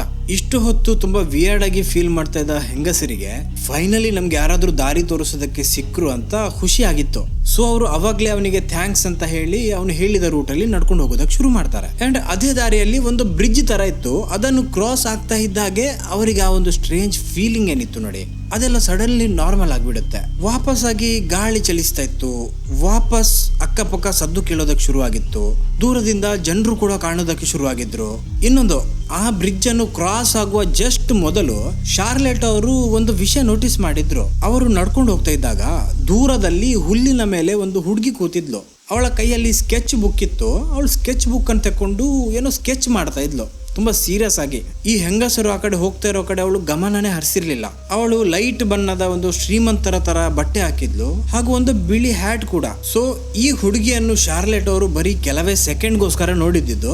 ಬ್ರಿಡ್ಜ್ ಕ್ರಾಸ್ ಆಗ್ತಾ ಇದ್ದ ಹಾಗೆ ಅವರ ಸರೌಂಡಿಂಗ್ ಎಲ್ಲ ಸಡನ್ಲಿ ನಾರ್ಮಲ್ ಆಗಿಬಿಡುತ್ತೆ. ಸೊ ಅವತ್ತು ಮತ್ತೆ ಏನಾಗುತ್ತಂದ್ರೆ ಅವರು ಆ ಅರಮನೆಯ ಬೇರೆ ಬೇರೆ ಜಾಗ ಎಲ್ಲ ಎಕ್ಸ್ಪ್ಲೋರ್ ಮಾಡ್ತಾರೆ ಹಾಗೂ ಅಲ್ಲಿಂದ ಡೈರೆಕ್ಟ್ ಹೋಟೆಲ್ ಕಡೆಗೆ ಹೋಗ್ತಾರೆ. ಮಾರನೇ ದಿನ ಹೋಟೆಲ್ ನಿಂದ ಚೆಕ್ಔಟ್ ಮಾಡಿ ಡೈರೆಕ್ಟ್ ಮನೆ ಕಡೆಗೆ ಹೋಗ್ತಾರೆ. ಈ ತರ ಟ್ರಿಪ್ ಎಂಡ್ ಆಗಿ ವಾರಗಳೇ ಕಳೆದಿರುತ್ತೆ. ಆ ಇಬ್ರು ಹೆಂಗಸರು ಆ ಇನ್ಸಿಡೆಂಟ್ ನ ಬಗ್ಗೆ ಯಾವತ್ತೂ ಮಾತೇ ಆಡಿರೋದಿಲ್ಲ. ಅವರಿಬ್ರಿಗೂ ಏನ್ ಅನ್ಸಿತ್ತು ಅಂದ್ರೆ ಇದು ನಂಗೆ ಮಾತ್ರ ಫೀಲ್ ಆಗಿರ್ಬೇಕು ಅಂತ. ಆದ್ರೆ ಒಂದು ವಾರದ ನಂತರ ಶಾರ್ಲೆಟ್ ಫೈನಲಿ ಇಲಿಯನೋರ್ ಹತ್ರ ಕೇಳಿಯೇ ಬಿಡ್ತಾರೆ. ಅವರು ಕೇಳಿದ್ದು ಬರೀ ಒಂದೇ ಪ್ರಶ್ನೆ, ನಿನ್ಗೆ ಏನ್ ಅನ್ಸುತ್ತೆ, ಪೆಟಿಟ್ರಿಯನ್ ಹಾಂಟೆಡ್ ಆಗಿರ್ಬೋದಾ? ಇದಿಷ್ಟೇ ಅವ್ರು ಕೇಳಿದ್ದು. ಆದ್ರೆ ಈ ಪ್ರಶ್ನೆಯನ್ನು ಕೇಳ್ತಾ ಇದ್ದ ಹಾಗೆ ಇಲಿಯನೋರ್ ಒಂದು ಸೆಕೆಂಡ್ ಕೂಡ ಸಮಯವನ್ನು ವ್ಯರ್ಥ ಮಾಡದೆ ಹೇಳ್ತಾರೆ, ಎಸ್ ನಂಗೆ ಕೂಡ ಹಾಗೆ ಅನಿಸ್ತಾ ಇದೆ. ಅಂಡ್ ಈ ಪ್ರಶ್ನೆ ಕೇಳಿದ ನಂತರ ಇಬ್ರು ಅಕ್ಕಪಕ್ಕದಲ್ಲಿ ಕೂತು ಒನ್ ಬೈ ಒನ್ ಆ ಇನ್ಸಿಡೆಂಟ್ ಬಗ್ಗೆ ಮಾತನಾಡೋದಕ್ಕೆ ಶುರು ಮಾಡ್ತಾರೆ. ಅವತ್ತು ಈ ತರ ಆಗಿತ್ತಲ್ವಾ, ಆ ತರ ಆಗಿತ್ತಲ್ವಾ ಅಂತ. ಅಂಡ್ ಈ ತರ ಮಾತಾಡ್ತಿರುವಾಗ ಅವರಿಗೆ ರಿಯಲೈಸ್ ಆಗುತ್ತೆ ಅವರಿಬ್ರು ಕೂಡ ಅದನ್ನೇ ಫೀಲ್ ಮಾಡಿದ್ರು ಅಂತ. ಈ ತರ ಅವರು ಡಿಸ್ಕಸ್ ಮಾಡ್ತಾ ಇರುವಾಗ ಕೆಲವು ಎಕ್ಸ್ಪೀರಿಯನ್ಸ್ ಇಬ್ಬರಲ್ಲೂ ಸ್ವಲ್ಪ ಸ್ವಲ್ಪ ಡಿಫ್ರೆನ್ಸ್ ಇತ್ತು. ಲೈಕ್ ಇಲಿಯನೋರ್ ಆ ಹೆಂಗಸು ಹಾಗೂ ಹುಡುಗಿ ಬಗ್ಗೆ ಹೇಳಿದ್ರು, ಆದ್ರೆ ಶಾರ್ಲೆಟ್ ಮೆನ್ಷನ್ ಮಾಡಿರ್ಲಿಲ್ಲ. ಮತ್ತೊಂದು ಏನಂದ್ರೆ ಶಾರ್ಲೆಟ್ ಬ್ರಿಡ್ಜ್ ಹತ್ತೋ ಮೊದಲು ಸ್ಕೆಚ್ ಬುಕ್ ಇಟ್ಕೊಂಡು ಕೂತಿರುವ ಹುಡುಗಿಯನ್ನು ನೋಡಿದ್ಲು, ಆದ್ರೆ ಇಲಿಯನೋರ್ ನೋಡಿರ್ಲಿಲ್ಲ. ಸೊ ಓವರ್ ಆಲ್ ಮತ್ತೆ ಏನಾಗುತ್ತಂದ್ರೆ ಅವ್ರು ಈ ತರ ಮಾತಾಡಿ ಅವರಲ್ಲಿ ತುಂಬಾ ಕ್ಯೂರಿಯಾಸಿಟಿ ಜನರೇಟ್ ಆಗುತ್ತೆ.